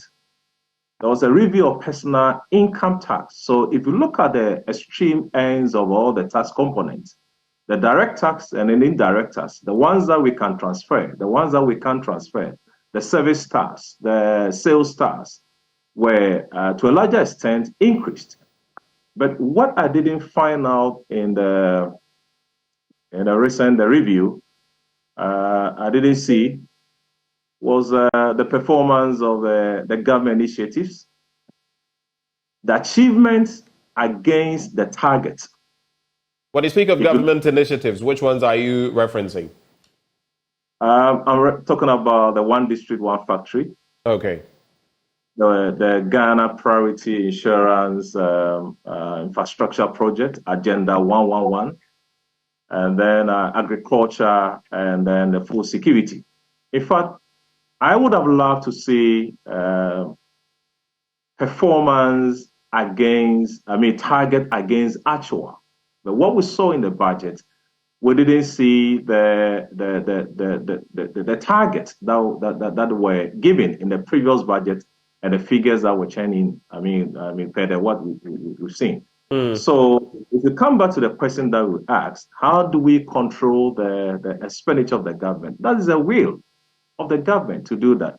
And if the government is able to demonstrate that will, we know we should be in the right path of recovery. But tell me, especially when it comes to the IMF program we're on, which we've latched on to, and our economic situation and getting out of it, some have said that apart from raking in more revenue, and of course you have a constrained space because our tax net isn't that broad, and the burden is on a small segment of the society, unless you're looking at indirect taxes, which hit everybody, regardless of who you are. But there's also been talk about cutting down on expenditure, cutting our coat according to our cloth. And that, Prof, is where we seem to be missing the point. That appears to be the missing link. Now, you made reference to the flagship programs, One Village, One Dam, One District, One Factory, and the host of them, Planting for Food and Jobs. You can talk about them. Free SHS. The question is, if we're going to go ahead with all of them, the IMF in itself pointed to the fact that even with free SHS, we were applying it in a way that wouldn't help us, essentially. What then do we do with these flagship programs? Look, recently we had another one of hotline documentaries, Thirsty Dams. Some of them are simply not working, like One Village, One Dam. Do we keep them?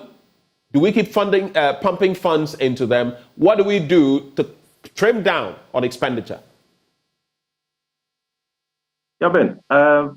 In fact, that was what initially I indicated, the key government initiative program. In fact, we must say yes, we have gone through a lot of economic instability for a long time, and that is why the government also at the point in time has also initiated a lot of programs.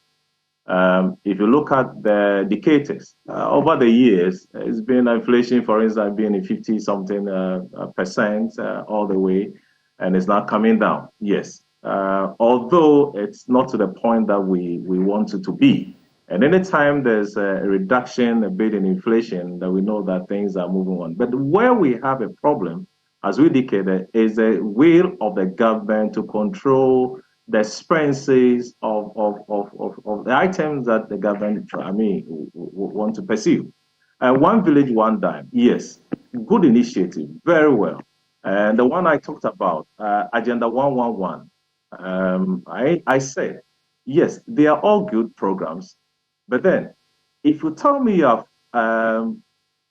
constructed 70 in your budget, I would love to see the target for the mid-year. What was the target, or what were the target for the mid-year? The rest of the project, what were the target? And I'm sure maybe we'll get the next opportunity by the government. Maybe you'll be able to tell us the budget against the budgeted figures against the actual. Agriculture and food security. We have been told that the government has directed a contributor to increase crop yield for major food staples such as maize. And that's by 135%. What was the target? How will the government be able to control the expenses on this area, in these areas? That's been my major concern. If you come back again, I'm sure I'll be able to throw more light on that. If the finance minister then, when he says we have turned the corner, how optimistic he sounds, and he also intimates that the economy is in a better position now than it was 7 months ago. So let's say at the start of the year versus now. Are you in agreement with him, and why exactly? Yes, we, as a country, and Ben, you rightly agree with me, in a global space, we've had a lot of issues right after COVID. Financial sector turbulence in the US, United States, the lingering geopolitical tension continue to keep uncertainty at the heightened levels. Difficult policy trade between and the sovereign debt as well in the red. Let's look at what happened a few months ago. The country was going through a very difficult period amidst unprecedented global turbulence. This was within the context of major external shocks and other credit rating downgrades. Remember, the Fitch, the other institutions were downgraded at a point in time, tightened domestic financing conditions. And then we also had an increased cost of borrowing.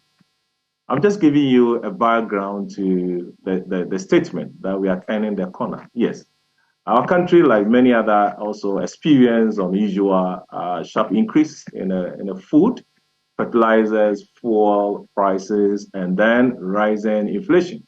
Exchange rate depreciation at a point in time we recorded, leading to severe economic challenges and hardship for the people. But the numbers that were given us yesterday, yes, we can see some lights, we can see some improvement in the figures. And I'm sure despite our challenges in the country, we have saved many other extreme conditions. And that includes also the peace, the health, security as well, and then supply of power. So some of these issues are the ones that I can pinpoint and also conclude that, yes, we are turning the corner. So he says we're turning the corner, but if you look at our growth projections from 3.4% revised to 2.8%, the minority hinges on that and said that is a clear sign that things are not as rosy as you're painting them to be. You look at inflation, where it still is, hovering around 42%. That is monumental. You'd have to go back over 20 years to get anything close to those figures. And back then, we went HIPIC. Here we are again at the doorstep of the IMF. Does that match the rhetoric of the finance minister? Well, from where I sit, I play with figures. Well, these two are figures. Yes. If you go back to history, yes. Anytime you also play with figures, it's important to know the context. And what were the issues years ago? Did we have COVID? And I'm sure for this particular budget, was Prof, just a point. Sometimes when we talk about did we have COVID and all of that, every administration that from Rawlings has had its own issues. I could give you a plethora of major issues that the Rawlings administration faced at the time that they had to grapple with. And one thing they did very well with, for example, rural electrification, access to potable water to many communities. The Kufuor administration had same. The Atta Mills administration, same, myriad issues. We can talk about Dumso. Then someone would say, oh, it doesn't have to be global. They also faced major situations. So sometimes, like when I spoke to Bridget Jogbenuku, former flag bearer of the PPP this morning, if we're going to flog the horse of COVID-19 and the Russo-Ukrainian war. How about the other countries that are doing way better than we are, right here on the continent? Isn't that horse overflogged? Yeah, Ben. I think we also need to understand in every economy, in every administration, obviously there will be challenges at a point in time. It will happen at any time in administration. So I am not supporting the fact that the performance for this administration not being the best because of the COVID and the Ukraine war, the geopolitics in that particular region that has triggered all these issues. In fact, I can also say that yes, the government has not shown commitment in the management of our revenue. Yes, it could be part. So at this point, let's face the reality, what we have at the moment. Okay. We are now at the IMF door. We were there years ago. 3 years. We have gone back again. What led us into that? And now we are here again, implementing the conditionalities of the IMF policy. In fact, that's all that we are doing at the moment. Dancing to their music. They are now telling us what we should do. And that is why the increment in taxes, and which also have other negative effects in terms of revenue. We keep also increasing the tax. What happens? So I am sure it is better to look at figures. It is better also to look at reasons. But we cannot discuss all these circumstances without looking at the global picture as well. All right. Just hold for me. I have a number of, some people are targeting messages at you, Prof, but I'll hold for now. But this one says, Nicholas Asamoah says, government is doing its best in terms of rhetoric, in terms of talk. That's what he is saying. But let me introduce into the conversation Professor Godfred Bokpin. He's with the University of Ghana Business School. Prof, a very good morning to you. Morning, and good morning to our cherished listeners. You have... And then the other speaker, I just seen it, so I... Professor Isaac Bwedi of the UPSA. Oh, okay. Prof, good morning. All right, so let me get down to this bit. For you, since I've not got your appreciation yet, we've already started running with the conversation, but Ken Ofori-Atta talks about revised growth figures from 3.4% to 2.8%. Then there is talk about the fact that our debt situation, our debt portfolio to GDP currently stands at 71.3%. And he says we're turning the corner. For you, what were your major takeaways? And do you agree, by and large, with Ken Ofori-Atta when he says we are slowly getting out of the woods, so to speak? Yes, thank you very much. Yes, with the approval of the IMF-supported program, we've seen some stability, relative stability. Prof, I'd be grateful if you could speak up a bit more for me. Okay, yes, so thank you very much. Yes, of course, with the approval of the IMF-supported program, particularly with the inflows of the $600 million, and then also some of the fiscal consolidation measures that we are implementing, we've seen some relative stability, but it's too early to say that we are out of the woods. It's too early because the economy actually is not in full gear. Okay, you only say you have turned the corner when the economy is in full gear and all the variables are turning in the right direction. For now, the economy is not in full gear because we are not meeting all our commitments to all our stakeholders optimally. Because, and I'm saying this because we are suspending coupon payments on our external debt. That preserves some foreign currency for us. So if that enables stability, you cannot say you have turned the corner because your economy is not in full gear. We are not making all payments to all arrears, contractors, independent power producers, school feeding across the board. So you cannot say the numbers are turning out good because the economy is responding fully. No, your economy is not in full gear. So if you have suspended certain key things, for which reason you are seeing some stability, you could not conclude that you have turned the corner. Of course, we can see some relative stability and all of that, but the whole architect of the economy is not in operation. So you want to be very careful how you interpret that signal. And that is where the difference is.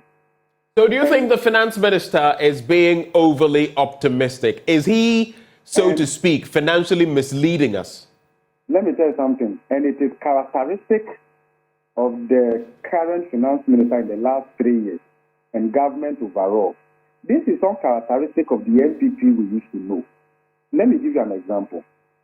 8 months ago, when the Minister of Finance appeared in Parliament, he was in finance, we say bullish, aggressively confident. And that reflected in the projections in the 2023 budget. Do you see where I'm coming from? Right. So look at the targets they set for us and the narrative they gave.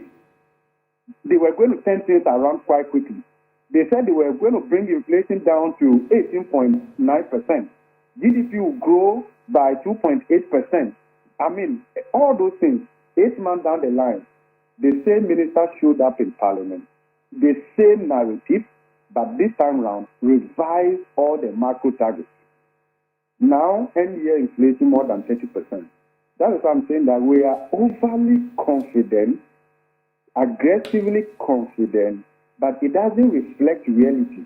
And therefore, if you see the margin, the variation, the variance, it tells you of a certain posture that does not mirror reality. That is what you see. But the finance minister was real enough. The finance minister was real enough to say that 2022 was his most difficult year. He was real enough to say that. He did mention that we had suffered those exogenous shocks from the international system, COVID-19, the war in Russia and Ukraine, and so it hadn't been that rosy. He admitted that. Neither has it been that easy the first half of 2023. Let me tell you something. This recovery we are talking about is coming at a great cost that we have not seen in recent times. It's coming at a very great cost. We need to appreciate that and put the sacrifice, the cost, side by side the recovery we are talking about, so that we're able to have a balanced posture that conveys the message that we sympathize with the sacrifices and the sufferings of Ghanaians, and that this recovery is at a great cost, and therefore we should look at it with a certain perspective. Let me tell you something. Have you seen the balance sheet of Bank of Ghana? I have. You know what I mean? That is a proxy of what this country has had to go through. The equity position of the central bank is hugely negative. Remember, that is a bank of last resort. If the government is hard pressed, if universal banks, rural banks, community banks, credit unions, if all of them are hard pressed, liquidity-wise, solvency-wise, they run to the central bank. That's the bank of last resort in lending. Now, the bank of last resort is in need of a bailout, probably from a government that is already in a bailout arrangement. You call this one performance. We've done this to our national central bank, and you say we should clap for you. Please, where can we run to? And this tells you that the recovery will be slow and it will be painful. There are. It's simply because, look, when government did the first round of domestic debt testing, they said we should clap for them because it was hugely successful. But we said it was not, because the eligible bonds had to be reduced from 137 to 98 billion. Even with that, only 85% tendered at various interest rates, with the average weighted interest rate coming to about 8.3% from 19.3%. We ended up restructuring just around 83 billion Ghana cedis out of the universe of domestic bonds eligible for restructuring in excess of 200 billion. Now, because government failed to make the much needed progress with the domestic debt restructuring, which effectively undermines our ability to reach debt sustainability, they had to load that difference on the balance sheet of the central bank. And that is why the central bank has had to take a deeper haircut, for which reason their equity is hugely negative. The central bank itself is telling us that they can only restore positive equity probably by 2027. All right, This is what we are talking about. Right. It's just like the Bible telling us that you were bought with a price. So we have to be very careful. Let's just get into this. Some of the comments coming through, I mean, some were taking on Professor Bwedi earlier. Some are also taking you on. But let me just reflect on some of those messages, even as we segue into the DDEP conversation, and then look at whether the economy indeed is better 7 months down the road, as Ken Oforiatta says. So this one says, the IMF money has arrived in their pockets, so they don't feel the heat again. That's what they meant by we have turned the corner. That is what you are saying, Mba Mustafa. But these two comments, amidst the government is doing their best, but the domestic debt exchange is a harsh one on us, the Ghanaians. The domestic bonds, the higher influence and effect on the citizen. There was a comment that I wanted to go through. This one says, government is doing its best in terms of rhetoric, but Ernest Owusu-Ansah says, talk about the positives. We'll never meet all our payments. The government has done very, very well. Say that as a professor. The whole architect will not be in, or maybe architecture will not be in full gear. Always negative. And this one also says, from the same person, the USA is owing China, yet they don't complain, as the so-called professor wants to tell some of us. But Ernest Owusu-Ansah, unless you are also being very dishonest with yourself, the US has faced its own debt ceiling problems, with the Democrats having to literally beg the Republicans for that debt ceiling to be pushed up. So you cannot pick and choose, especially when the US has its own breathing space when it comes to the economy. Trillions of dollars that economy is worth. What is our economy worth? So sometimes when you're sending in messages, whatever your political coloration or whatever, let's think through those issues as well. But I'm putting that to you, Prof. This is what some of our listeners are saying. How do you react to that vis-a-vis our own position with our debt to GDP? I respect their opinion. They are entitled to it. The point that I'm making is that if the economy improves, it should reflect in the pocket of ordinary Ghanaians. The World Bank just told us over 800,000 people have fallen into poverty. Inequality is widening. So whatever recovery, whatever corner we have turned, it must respond to these development outcomes. It must be inclusive. It must be broad-based. It must address the core issues that matter to every Ghanaian broadly. We are not denying that some relative stability is present. It is also a fact that sustaining that is also contingent on the reform, the measures we put in place. It's very important. We are not denying the fact that COVID-19 affected Ghana, just as it affected Côte d'Ivoire and other countries. Right. We are also putting the narrative that the impact of the pandemic across countries is not the same. And the difference has to do with the level of resilience of every country before and during the pandemic. And the marginality, you can see it from there. So if you think that, look, when you read the media review, the government itself is saying that the COVID-19, in essence, essentially revealed the local vulnerability. That there were pre-existing fiscal vulnerabilities. Pre-existing fiscal vulnerability.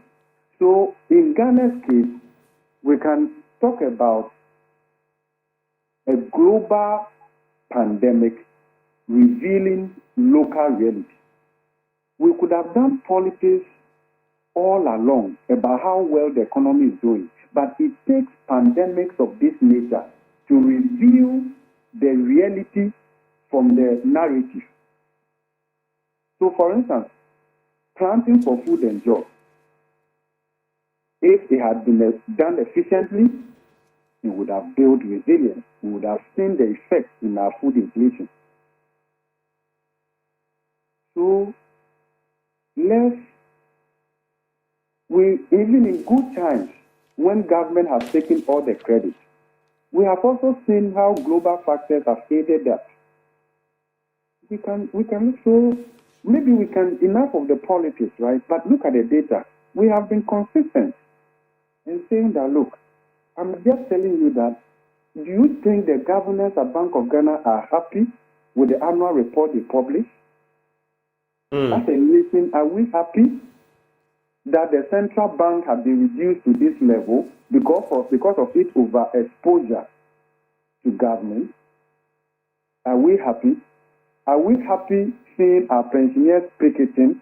The first time in our history, Ghana has had to restructure its domestic debt to this level. Just hold for me, Prof. Let me also bring in Dr. Theo Champong, an economist and political risk analyst. There are some who are sharing messages and saying, talk is always cheap. Our learned professor is always preaching negativity. Later, I'll come back to you, Prof, so you react to that. But Rita Va says, Professor Bokpin always makes economic and financial analysis so easy, even for the layperson. He said recovery would be slow and painful, and Ghanaians should take him seriously and reduce our expenses. So it's a two-pronged affair. Dr. Theo Champong, if you look at, and I think earlier I may have used the global figure for our Ghanaian figure, 3.4 to 2.8% in terms of GDP growth. So in Ghana, it is 2.8%, now revised to 1.5%. I'd like to find out from you, from what you heard yesterday, does it reflect that we're rounding that corner, turning that bend in terms of our economy?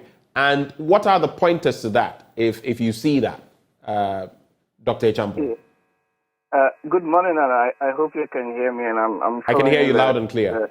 Go ahead. The conversation. I mean, look, when we speak about these issues, we speak from the basis of the evidence and the facts. So I struggle to see how people will say Prof and others, are being negative. It's driven by the data and the objective analysis that we're making, because many a times we had indicated that these economic challenges the economy was going to crash at some point. We were not listened to. We've been talking about the debt issues and all of that. So I struggle to see those who argue that we're being negative and all of that. It is the data that is leading to us to make those conclusions in that regard. And back to your main point, are we turning around the corner? It's still a long corner that we are turning. So there's some relative stability, and you can see that in some of the GDP numbers, in the inflation numbers, and also even in exchange rates. So for ordinary Ghanaian, two key things are important for them: inflation being low, exchange rate being stable. Since we got the domestic exchange and then the IMF program, those two key indicators have been relatively stable. But remember, they are still very, very high, right? Compared to the levels that they came down from. If you take inflation, we're talking in excess of 40%. The last reading was 42.5 or so percent. the central bank's own target for the year was originally inflation to be within 6 and 10%. So by that measure, we are far off from that target. If you look at exchange rate, a similar thing. So yes, we've had some relative stability, but from a point where things have actually deteriorated and we're now having to put in much more effort to ensure that we're able to sustain those gains, right, going forward. And if you look at the budget, the media budget that was announced, at least there are no new sort of taxes per se for many ordinary Ghanaians. And then number two, you also see the government making an adjustment to its revenue, which has come down, but you see a corresponding adjustment to expenditure as well, which for me is commendable and indicates that, you know, there is some effort being made on the fiscal consolidation front. But then the trade-off with that, which Prof and others would talk or allude to, is that then you're not going to get the growth that you expect. So originally we were talking 2.8 or so percent. Now we're talking almost 1.5%. But those are the trade-offs and the balances that we've got to make. In addition, you see some expenditure controls being sort of introduced in this media budget. They talk about sanctions regime and having the same contracting format for public contracts. And if you're going to be issuing a contract now going forward without a payment order being issued to the GIFMIS system, you wouldn't be able, or the contract would not be valid. I think these are little things there that are positive that we can acknowledge, but by no means are we out of the woods yet. We've got to be very clear about that. We are still turning the corner, and we have not fully turned as yet. There's a whole set of issues that we can talk about when it comes to the central bank, Bank of Ghana, and the deficit financing and other issues related to that. But those would be my preliminary comments. Just hold for me, Doc. So for those of you who are sending in messages, for the few who have sent in messages and said, oh, we are sounding negative, the professors are sounding negative. They are saying they're using the data, basically, the numbers. And you cannot run away from the numbers. The same numbers that the finance minister played with are the same ones we're playing with here. But let me bring in the GUTA president, Joseph Obeng. Before the budget reading, or the media budget review, I should say, we sat here in the studio and you told me that you were looking forward to no taxes being added, maybe even some taxes being shaved off. And you had certain expectations as the business community. Tell me, having listened to Ken Oforiatta yesterday, were you satisfied with what he told us? And do you think we are indeed turning the corner in terms of our economy? Nothing really changed because our concerns are still not factored. And so we can say that the cost of doing business still remains. And that, hello? Yes, I'm listening to you, Joseph Obeng. And that inflation has not improved. At 42, we started inflation with 13.5 in first quarter of 2022. And so if inflation is 42, then what has got business thrives on these pillars: inflation, the interest rate, and then the exchange rate. The exchange rate has improved, but we need a sustained stability and then entrenched one. And that's what we have to be able to do for a longer time so that the actual benefits will be felt. And now the gains of this stability is not being felt because the cost of doing business, the excessive taxes that have been imposed on us are taking away the gains that we would have gotten.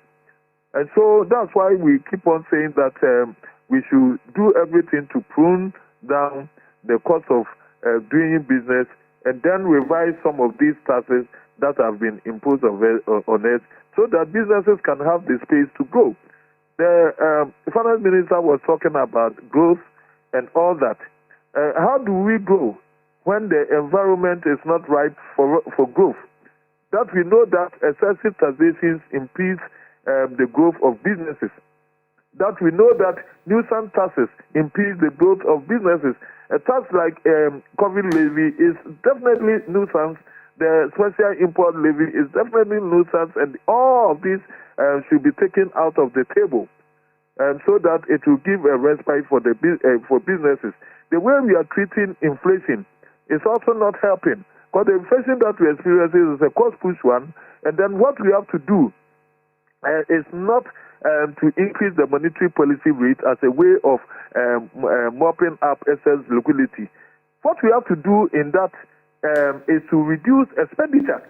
When you're able to prune down expenditure to the barest minimum, then of course we are saving the inflation and also reducing the inflation to transfer the benefits to the consuming public, the business community, and to salvage the economy at large. And so all of these things have not shown. And so we cannot say that we are turning. We have a lot more to do, and that's why we are going to still engage with the finance minister, as he has promised that our concerns will be factored in the November budget reading, and we'll pursue that. So for you, we haven't turned the corner, but please explain, because at least no more taxes have been added. That was something you were hoping for. That is a positive, at least, isn't it? No, taxes couldn't have been added on us because we are already suffocating. And but we didn't come through with a supplementary budget. We could have done that. No, but whatever it is, we are not expecting additional layer of taxes on business. Otherwise, it will be suicidal for the economy, because we are seriously suffocating. And nobody will even think about increasing taxes now. We can add, we can expand the tax net. That one, we don't have any problem with that. We can bring innovative ways to bring taxes around, but not to lump it up on the already stressed businesses. Though otherwise, those who have the capacity to even grow, the taxes are just being piled up on just a few. And that is what we have been talking about. The VAT, as it is also a major contributing factor even to the inflation that we are suffering. Before the VAT of 22%, the inflation was very low, because we were paying flat rate of 3%.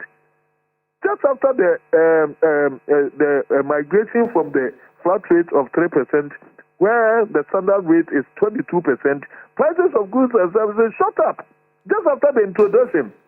So the VAT as it is, and even when it has so been increased, the finance minister admitted that it's not bringing the needed resources. But when we are paying a flat rate of 3%, government exceeded its target in the VAT as a tax. And so we have to revise and restructure the VAT itself. Well, because it's not productive, it's counterproductive to businesses. It's not business friendly, and then it does not ensure parity. It does not ensure fairness, and then it's creating problems. It has been complex, because even in the same tax system that runs three different systems concurrently, those who are paying the standard rate of 22%. Those who are paying the flat rate of 4%, and those who do not pay at all because of the threshold of 200,000, all working in the same.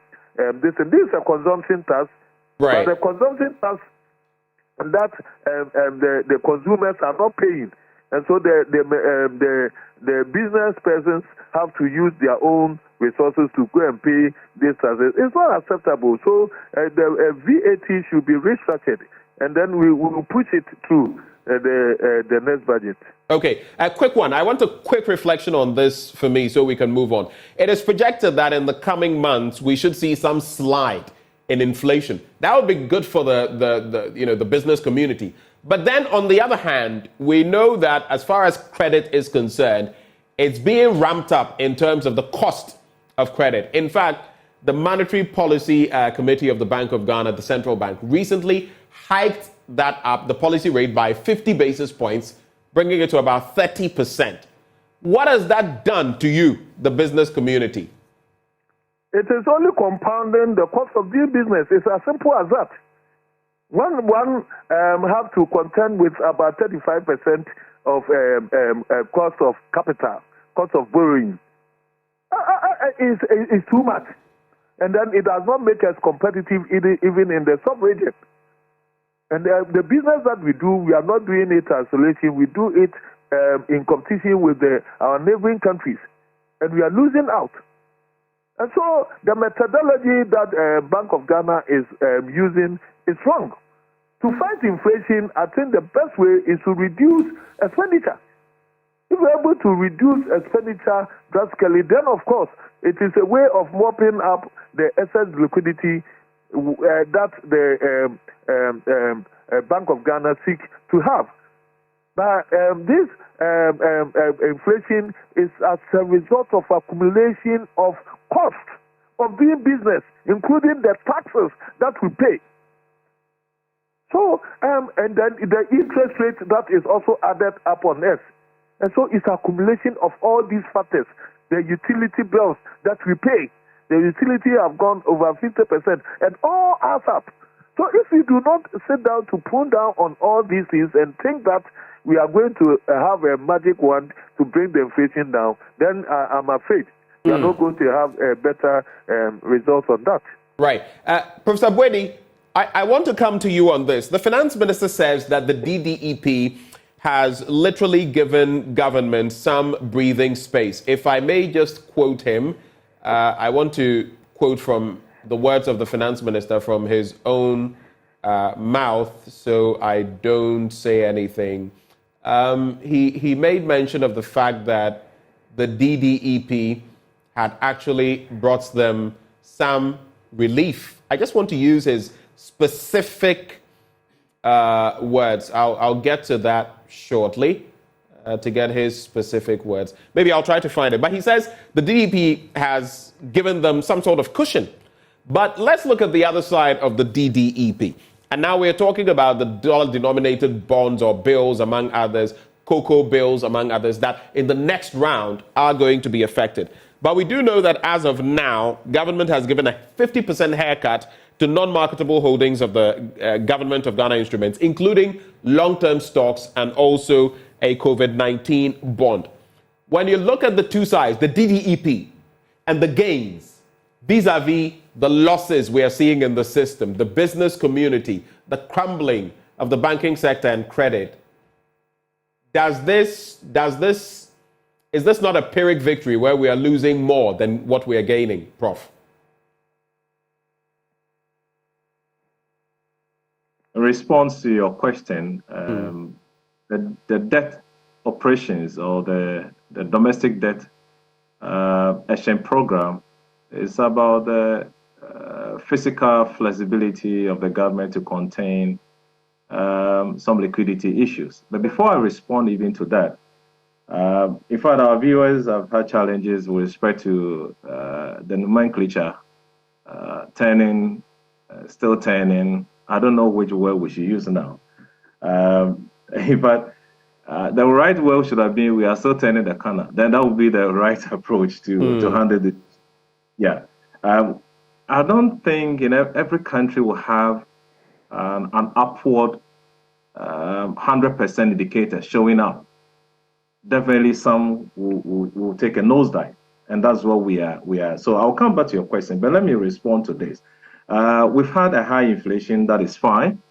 We've had a commercial banking lending rate. I mean, the same mid-year, 2022, the commercial bank lend rating, rate was about 22.5%. and now we are having 31.6. In terms of the MPC, the monetary policy rate, the same year, the same period was 19, and now it's 30%. There's a high cost of borrowing, which we must admit. It means that our businesses will be suffering, and that is what we are seeing now.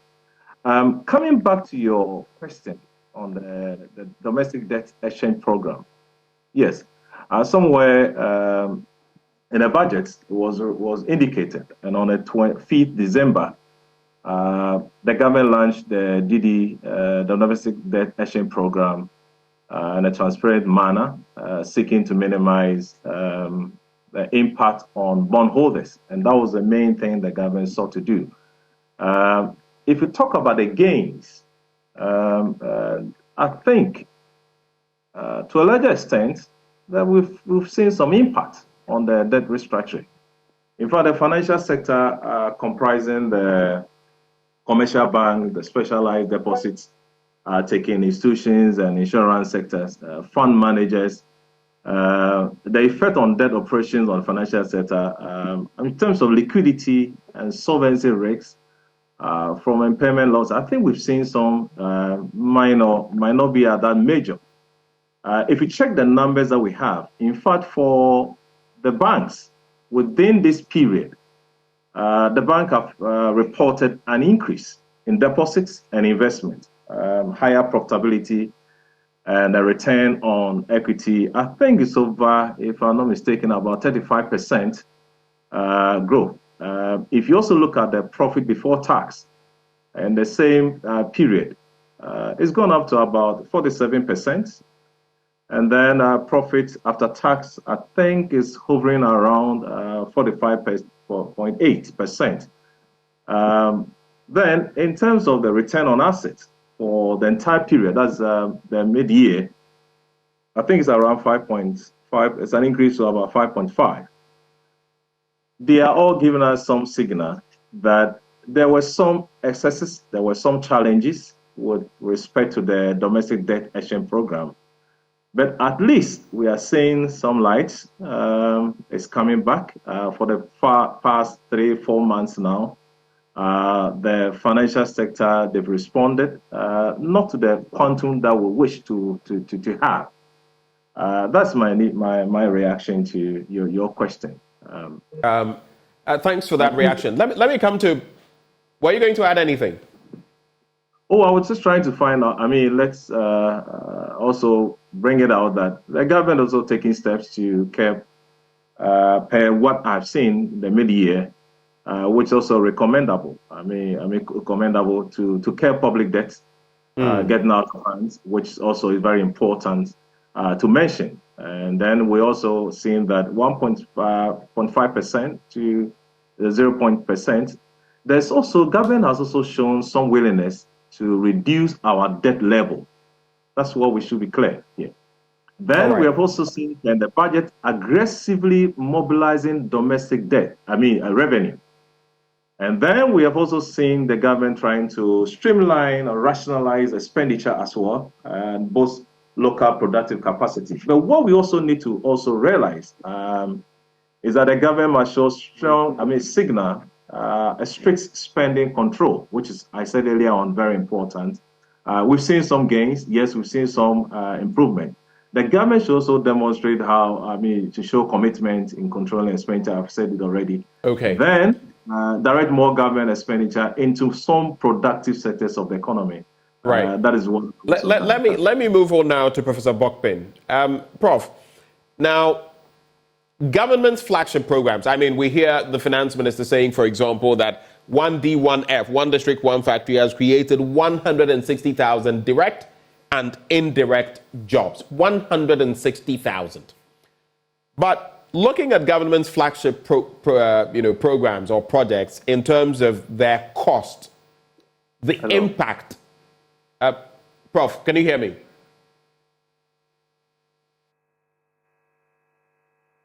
Okay, so we'll try to get Professor Bokpin back on the line. It appears we don't have Professor Bokpin. But when you look at, from where you sit, Dr. Theo Champong, I will just come to you on that bit.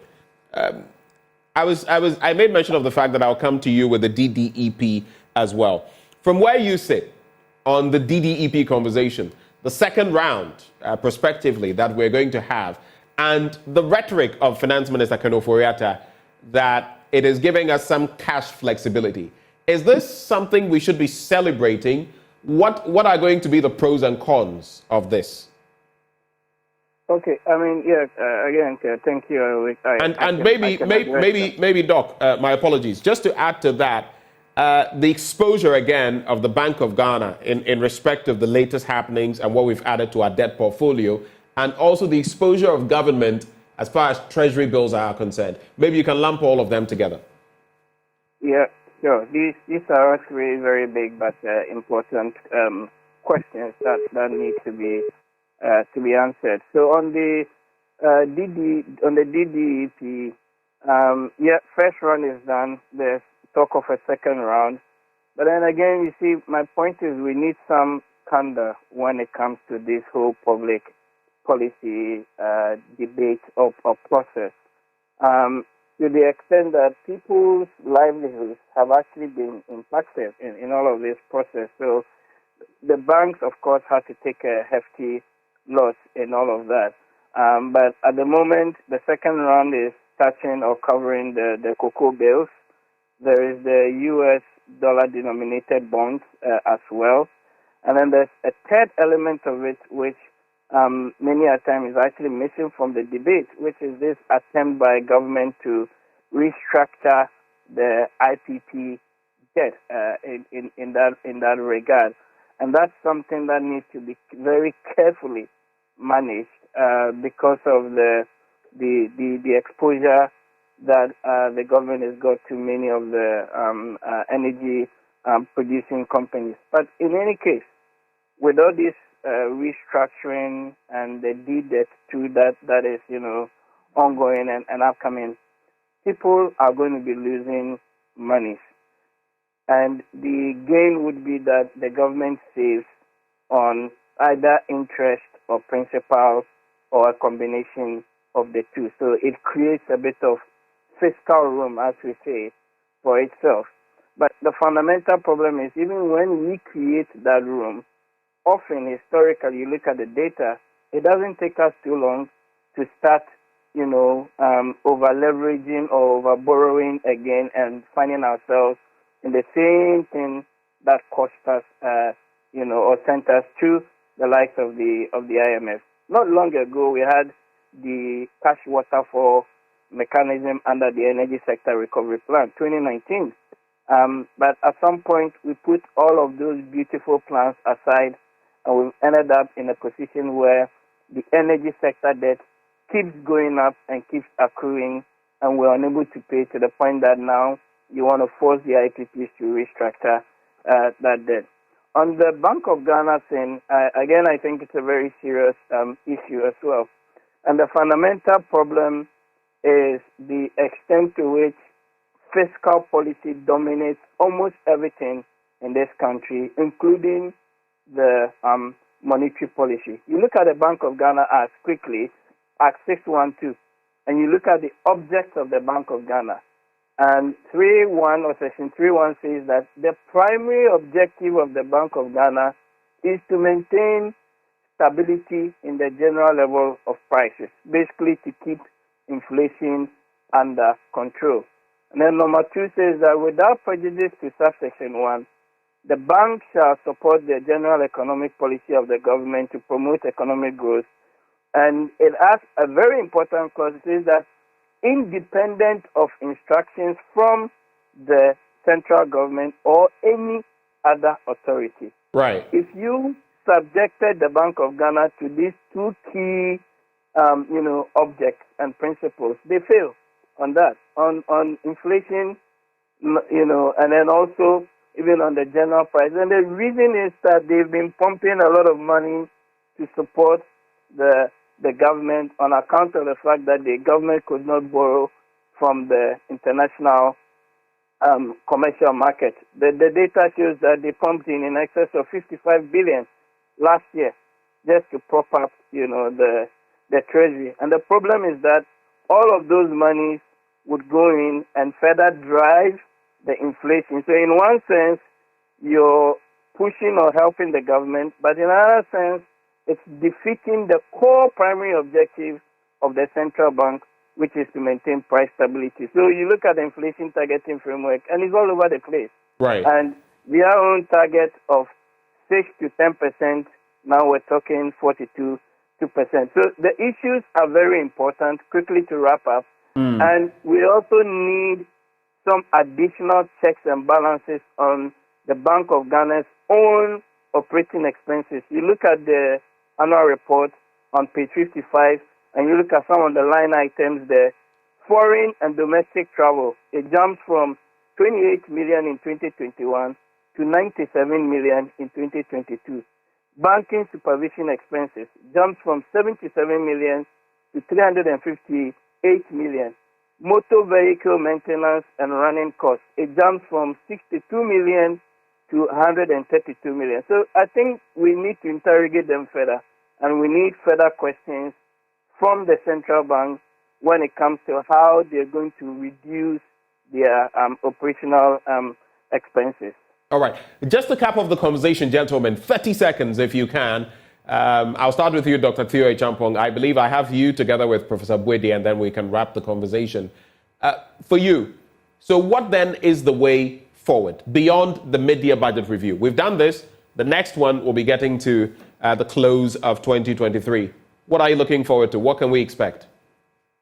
So for me, I think how we sustain the little progress or gains that we're making. We're still turning the corner. We're not there yet. The key thing now is what happens with the external debt restructuring.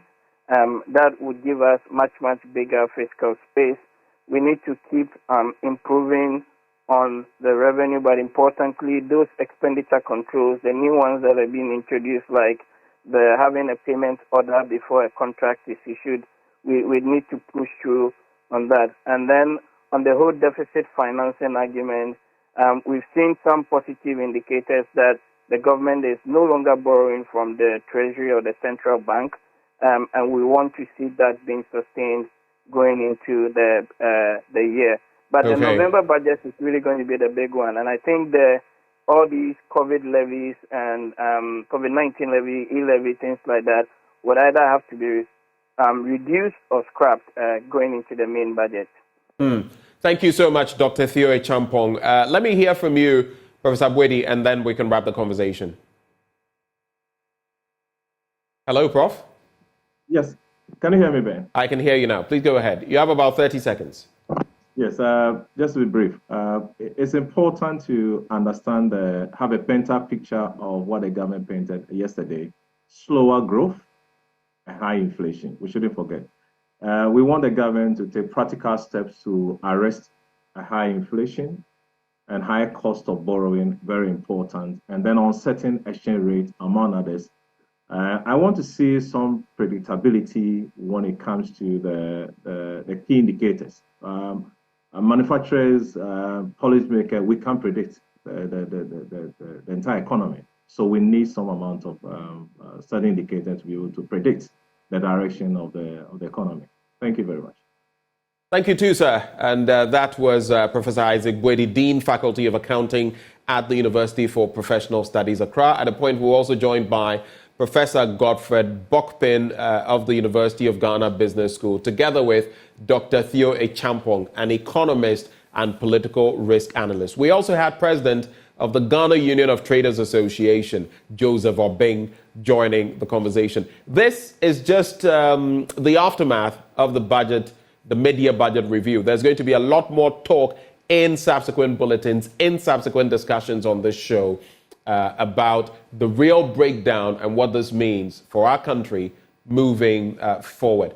Stephen Abwaje says, I don't know why government doesn't involve these technocrats rather than these something politicians. Anyway, some would also say that once these technocrats become politicians, then it's a different ballgame. But that is how we sew up the conversation for the first leg of the big stories. Still to come, we have a lot more. Again, we're also taking you to the West Hills Mall this weekend, where we have our next clinic of the Habitat Fair. So when you think of building, do you think of comfort?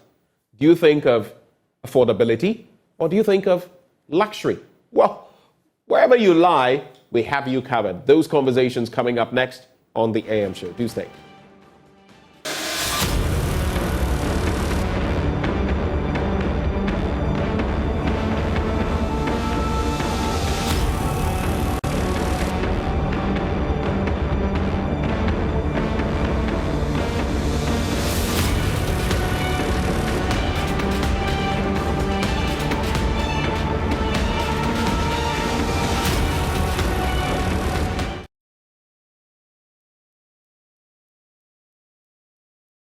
Hello there. Thank you so much for staying here on the AM show.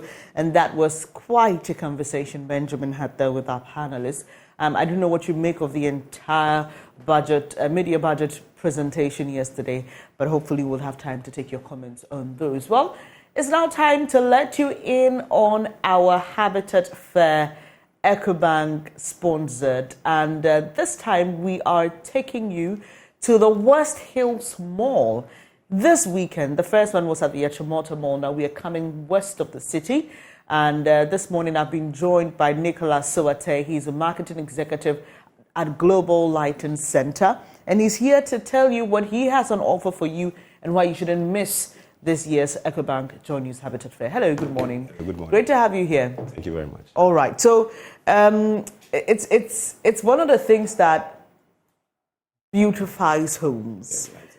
But also, quite recently, there's been the cost component conversation because people are going in for energy-saving lights. People are going in for lights that, you know, affect generally their well-being. They're looking at health-wise, energy-wise, saving some money and all that. So lighting is a very big deal for many people, also because they want to beautify their homes, have a chandelier or something in the dining hall, whatever it is. Tell us what Global Lighting Center has been doing over the years and what you have on offer for our guests. Good morning to your listeners. Global Lighting is a lighting company that has been in the industry for over 20 years. Like you said earlier, lighting plays a major role in the life of a person. Especially the beauty of a house depends solely on lighting. Gone were those days when you build a house, all you see is this ordinary bulbs you see around. But now, thanks to innovation, there is LED lights around that we use on all buildings that makes the house very beautiful. Because of Global Lighting has been in this lighting industry for decades, and we are specialized in quality. What we do is we give a wide range of lighting, varieties of lighting that can beautify your homes. And we make sure that whatever lights we give you, we do after-sales service as well. Okay. We don't just sell light to you. When you come to work to any of our showroom, we have well-trained customer service reps that will listen to you. They will look at what you want to use the light for. Like you said earlier, lighting plays a role in the life of a person, health-wise. Because if you don't apply the lights very well, you end up having issues with your body, especially in terms of health. Because when the light is too much, it goes a long way to affect your eyes. If you don't get the right light for a room, you may stress your eyes, and probably that one too can give you another effect as well. So we make sure we look at the space where you are going to use the lights, we look at where you are going to apply the lights, then we give advice on it. Then we make sure that both of us are on the safer side. We also give you quality lights that can also save you money, because in as much as you are buying the lights, we also make sure that you get the longevity part of the lights. The illumination must be on point, must beautify your house. Application of lights is individual. The way you want to apply your light will not be the same someone wants to apply the lights. That is why you see different varieties of lights and different varieties of application in different homes as to how the light has been done. So what we do is Global Lighting, we advise you, we make sure that you have the right light for your right place so that everything will be on point for you. So that anytime, even when a customer or a friend walks in, by the application of lights, you can also give us referrals as well. So that is what we are all about. Yeah. And talking about this reminds me of when I was much younger, right? You see people having different types of lights, colors in their rooms. There's blue, there's green, there's red. Because you're talking about the impact to the eye, I just, thought about that. But what makes you unique? Because there are a lot of companies that offer these products. But what makes global lighting unique? Okay, before I go to the uniqueness, can I just say a little bit about what you just said? Yeah, the colorful lights, yeah. That is what we call the Kelvin. Right. The Kelvin, it ranges from 2,000 to 10,000, 20,000 above. What happens is from 2,000 to, let's say, 3,000, you have the warm. That looks like the yellow type. You know, not bright. We call it warm. It's more like in between white. It's more like warm. I don't know how to. Yeah, I get in between white and yellow or orange. It's not yellow like this type of yellow. It's warm. Yeah. We call it warm. Then from 4,000 to, let's say, 4,500 is neutral. It's between white and warm. That is the ideal light for offices. At 4,500 watts. Are you talking about Kelvin? Okay. I thought you were talking about cash. That is key. That is okay. Then we are from 6,000 to 6,500. You have the white. That is the white. So from 6,000 going upwards to 7,000, that is where you have the blue, you have the red. As the Kelvin goes up, the color changes. So from 7,000 to 8, you get blue. 8,000 to 9, you get yellow. From 9,000 to 10,000, you might get blue. So that is how come you get the different types of colors with the light. But if you don't apply them well, you might set yourself. So now let's go back to the question you asked. What makes actually unique from our competitors? Okay. So our uniqueness has to do with the quality.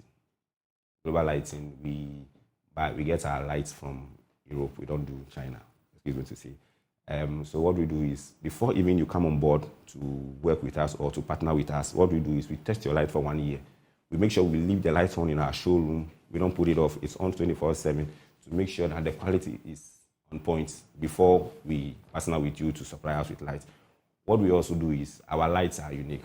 When we sell to you, anywhere in our branches you take our lights, it's unique. You will not see them outside. Any light we sell to you, when you go outside, you will not see them. We are partnered with Let's See For. It's a Spanish company. That's one of the top lighting company in Spain. We also have Brilliance, which is a German company. We are also partnered with them.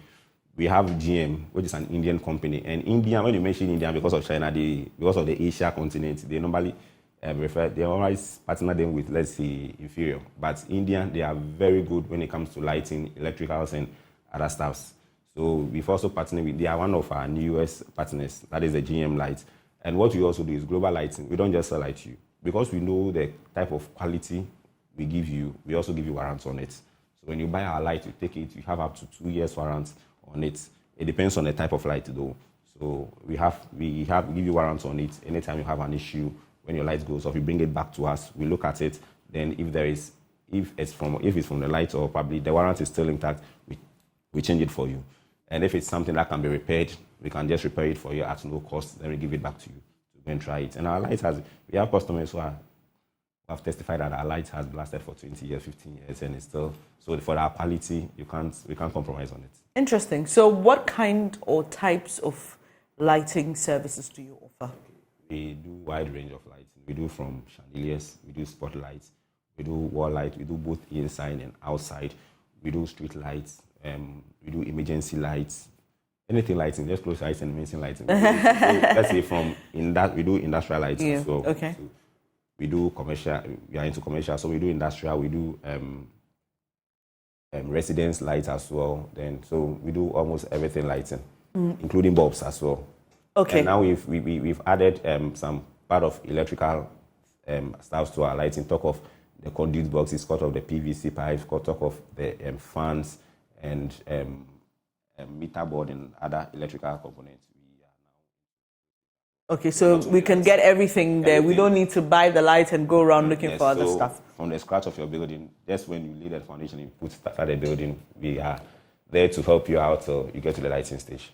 That's nice. So let's talk about the second clinic, which comes from the 4th to the 6th of August at the West Hills Mall. What should patrons expect when they walk to your stand? Okay, just like we always do. Habitat Fair, like we recommend, has been great.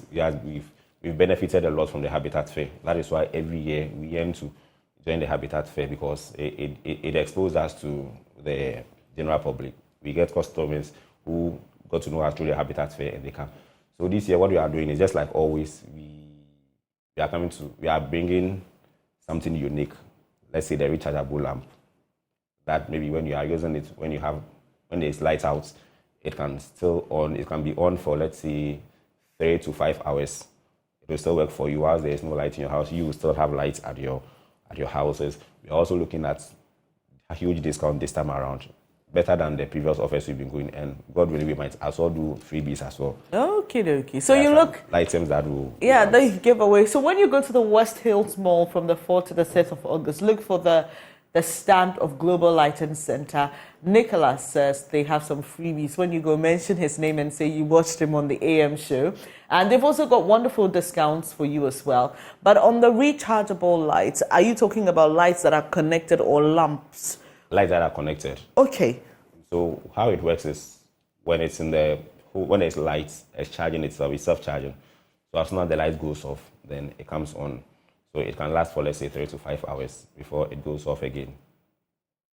Right, interesting. So beyond the fair, where can people find you? Are you only located in Accra, or we can find you across the country? We are located in Accra and Kumasi. So in Accra, we have 2 branches in Accra. We have the main head office at the Spintex, just before we are on the Victory Junction, on the same building with Malcolm, the mini Malcolm. Then at Opera, we are directly opposite the Opera Square. And we also have 1 branch at Kumasi, which is around the Santasi roundabout. We are directly opposite the Palace shopping mall at Kumasi. Any numbers to call? Yes, our number is 027-999-66 and 99. So 027-999-66 and 999. It's on WhatsApp as well, so you can just WhatsApp us for any information or any help. Then our customer service rep is just willing to. So depending on where you are, if it's in Kumasi, then we'll forward the message to Kumasi, or we'll just link them up to Kumasi if it's in Accra. So you just hotline for all the branches. And you do deliveries. Lighting is delicate. So. Yeah, we do delivery as well. We do delivery within Accra. We do free delivery. Then all branches we do free delivery as well, but it comes with condition. That is, if the items are ready, you want to deliver it to you, fine. But if sometimes it depends on the customer. If it's delays, and probably we have to tighten our schedule to make sure we deliver. I don't want to look at it as well.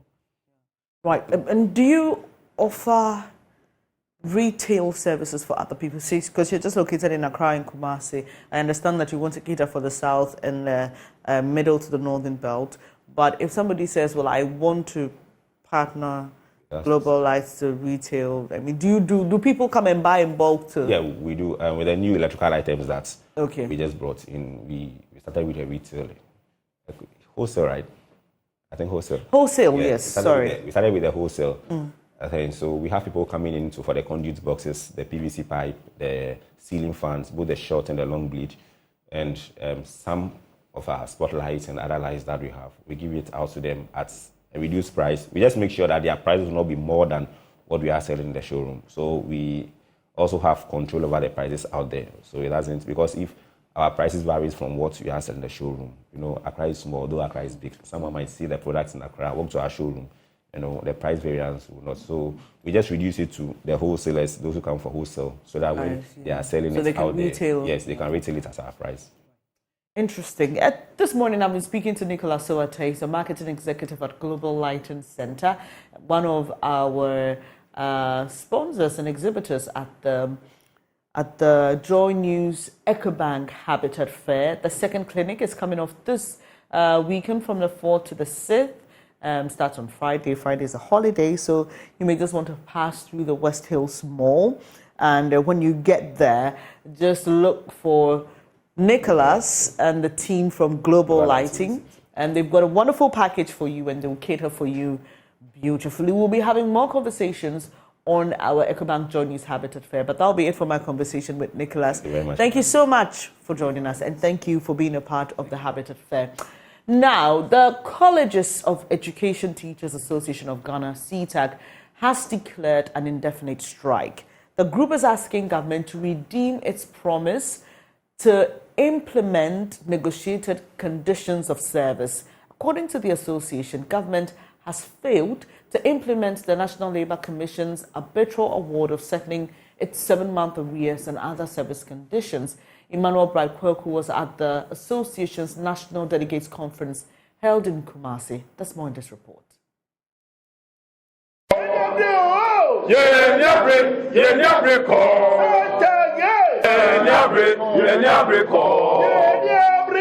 industrial action will not be the first this year. In January 2023, teachers at the 46 colleges of education embarked on an indefinite strike following protracted negotiations between them and the Fair Wages and Salaries Commission for new service conditions. This strike was eventually called off after an intervention by the National Labour Commission, which subsequently saw the introduction of a compulsory NLC arbitrary order award. But 3 months down the line, the group says this particular order is yet to be implemented. Here is Prince Hema Obing, who is the president of the association. Now, following several efforts by leadership of CETAG to impress on our employer to comply with the arbitral award orders issued by the National Labour Commission, effective Tuesday, 1st August 2023, all tutors with emphasis, all tutors of the 46 public colleges of education in Ghana are to withdraw teaching and related services until our employer has complied with all the orders of the NLC. 1. Full payment of 7 months arrears of allowances accruing from the approved conditions of service owed members per the NLC's arbitral award order. 2. Payment of 1 month salary to each member of CETAG as compensation for additional duty performed in the year 2022 as ordered by the NLC. 3. Publication of the report of the staff audit and subsequent extension of public universities' rate of allowances to deserving members of CETAG per the NLC's arbitral award order. The group says it shall, from the beginning of the 2023-2024 academic year, not continue with its all-year-round academic calendar, describing it as killer. 4. Immediate release of leave roster by each college of education to enable each tutor take 15 working days leave for the year 2022 as ordered by the NLC. And then 5. Unconditional cancellation of the killer all-year-round academic calendar, effective 2023-2024 academic year. It is expected that every branch association shall act on this resolution with a dispatch and comply accordingly. Enough is enough. Yes. We have gone through this suffering for far too long, and we believe that the college teacher deserves better. Sure. And we have said we are not retreating. Not until all the items we talked over here have been complied with. Not until all of them have been delivered. We wouldn't budge. The Colleges of Education Teachers Association therefore says until the government meets their demands, they are not resisting or rescinding their decision. For Joy News, my name is Emmanuel Bright.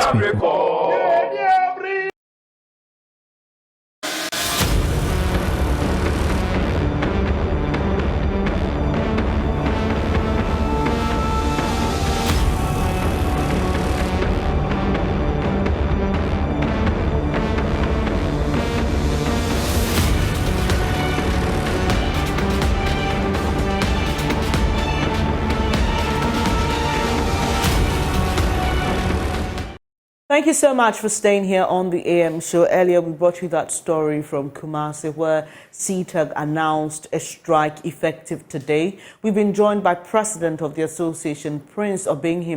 Good morning to you, sir. Thank you so much for joining us. I understand there was supposed to be a meeting between your association and the Labour Commission. Did that happen? For the opportunity. I must say we have received that letter that the National Labour Commission wants to meet with us tomorrow.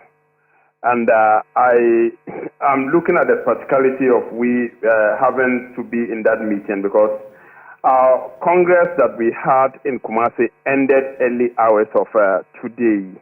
And as we speak now, all the national executives are on their way to their respective, stations, with somebody having to move to Pushiga, somebody having to move to Hohoi, somebody having to move from, to Takrade, all from Kumasi. So as we speak now, all of us are in transit.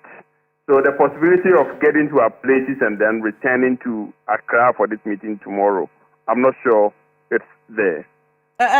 Ms. Obenhima, I asked this question because if there was a letter indicating the readiness of the Labour Commission or the Labour Commission inviting you for a meeting over this matter, one would assume that you would have had that meeting before declaring the strike. But your declaration of the strike, I beg your pardon, presupposes that meeting has happened and probably ended in a stalemate. So if the meeting hasn't happened, why didn't the association hold on until that interaction with the Labour Commission?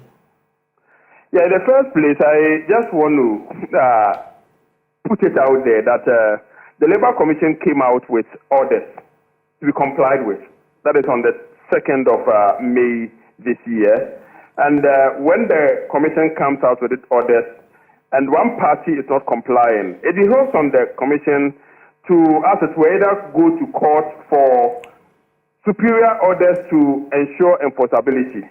So all those things the Labour Commission can do without CETAG coming in. In any case, CETAG never, within the period that we sent the letter to the Labour Commission and we came out with a presser, indicating that we wanted to meet, Labour Commission never, for the record, invited us for any meeting. So I'm surprised that the impression is being created like we've been impatient and that we should have waited for any meeting that was supposed to have happened before declaring our action. There wasn't anything like that on the table. So at this point, you've referenced an earlier incident in May, right, where the Labour Commission intervened. And you're saying that the other party, which is government, didn't comply or didn't implement, rather, the agreement between the Labour Commission, yourself, and government. Since that time, has there been any meeting, any explanation given as to why the implementation didn't happen?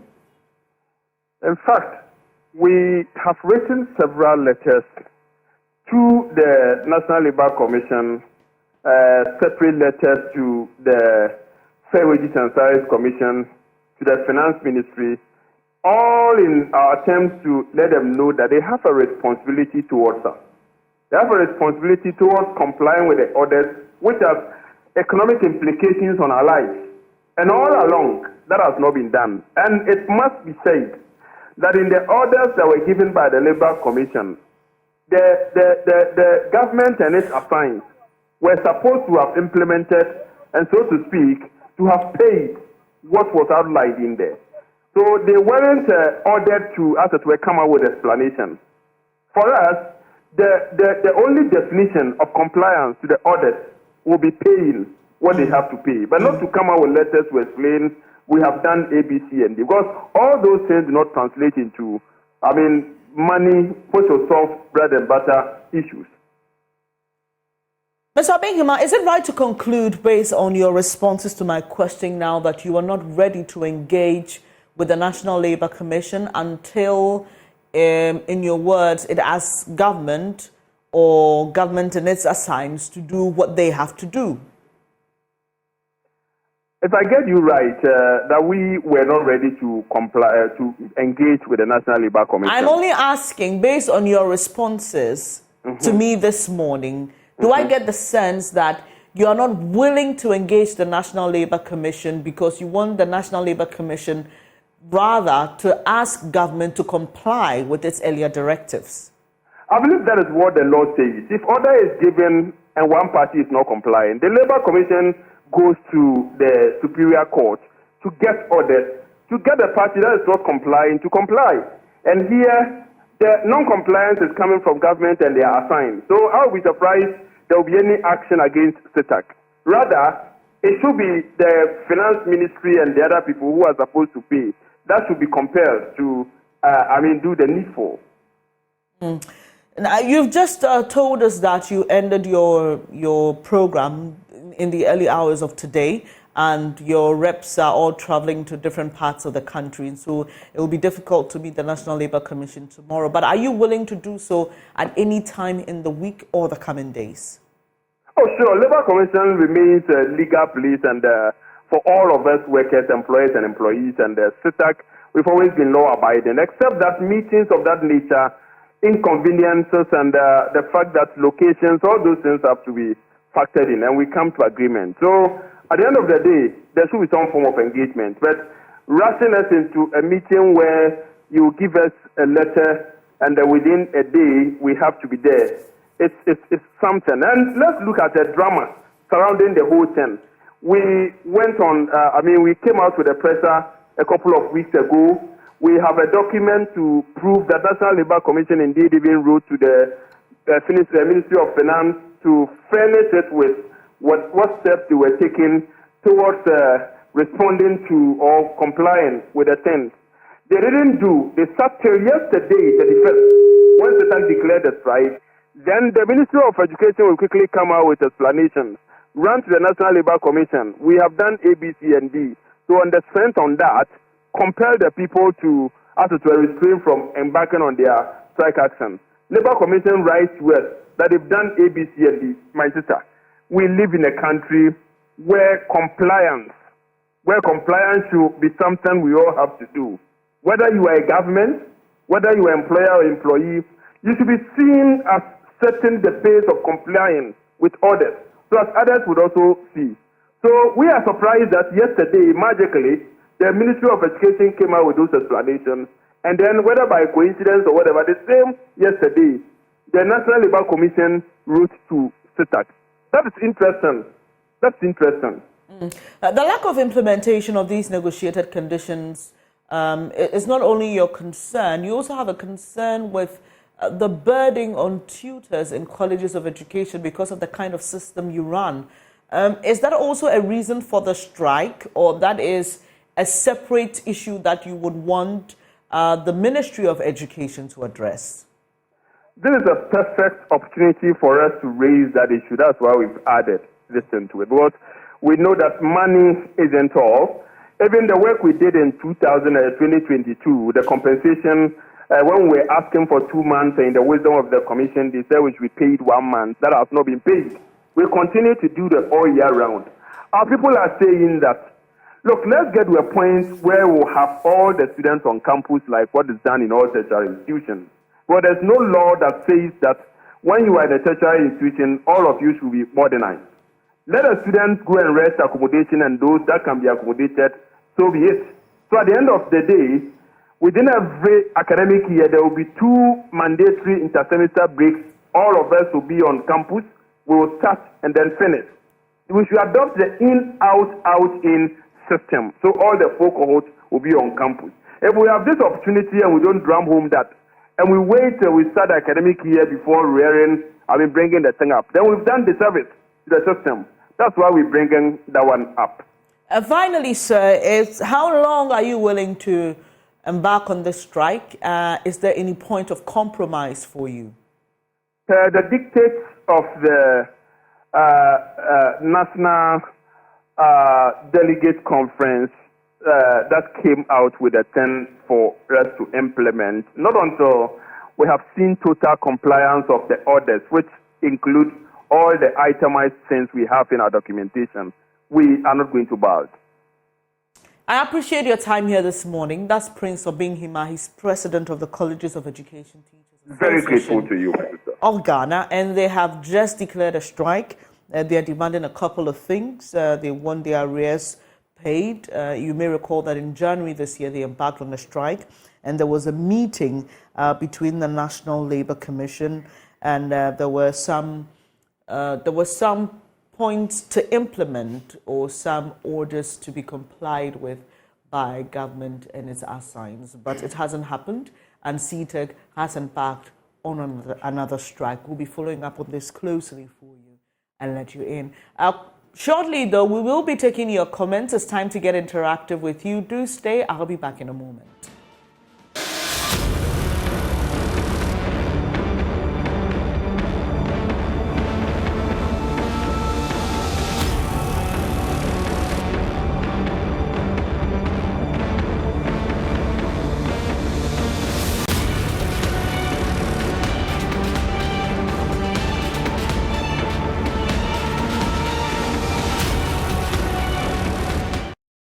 Thank you so much for staying, and Benjamin has joined me. Before we say goodbye to you, though, let me just read a few of your comments as we get interactive on that conversation Benjamin had with some of our analysts on the mid-year budget review. And this is from Rita. She says, Professor Bokpin always makes economic and financial analysis so easy for even the layperson. He said recovery will be slow and painful, and Ghanaians should take him seriously, and we need to reduce our expenses. That's from Rita. And Aldo says, talk is always cheap. Our learned, Prof, is always preaching negativity. I don't know which of the Profs he's referring to, because there were two of them, right? Prof. Isaac. At that point, when that message came, the person was referencing Professor Bokpin. Okay. Yeah. I wasn't sure, so I just had to be careful. And Abu Kasim Kabori says, aren't we tired of these theory economists? I'm wondering why he's referring to them as theory economists. They share their thoughts, so academics. Another person says, let's be practical as well. And let me just take this last one. This one says, Professor Isaac Boidi is doing very well with his submissions. And Stephen, I think you read this one. Yeah. I don't know why government doesn't involve these technocrats. And, well, but the big question Sometimes is... the technocrats sit with them, but government doesn't listen. So sometimes that's the challenge, yeah. That's the problem. Well, this is how far God has brought us, and we're wrapping up on the AM show. It's been an insightful day. Yes. As for the talk on the budget, it will continue. Definitely. Tomorrow, the day after that, a few days. But this is how we sew it up on the AM show this morning with Bernice and Benjamin. Thank you so much for joining us for today. Joy News Desk is up next. It's a very familiar face. You'll see shortly. Take care.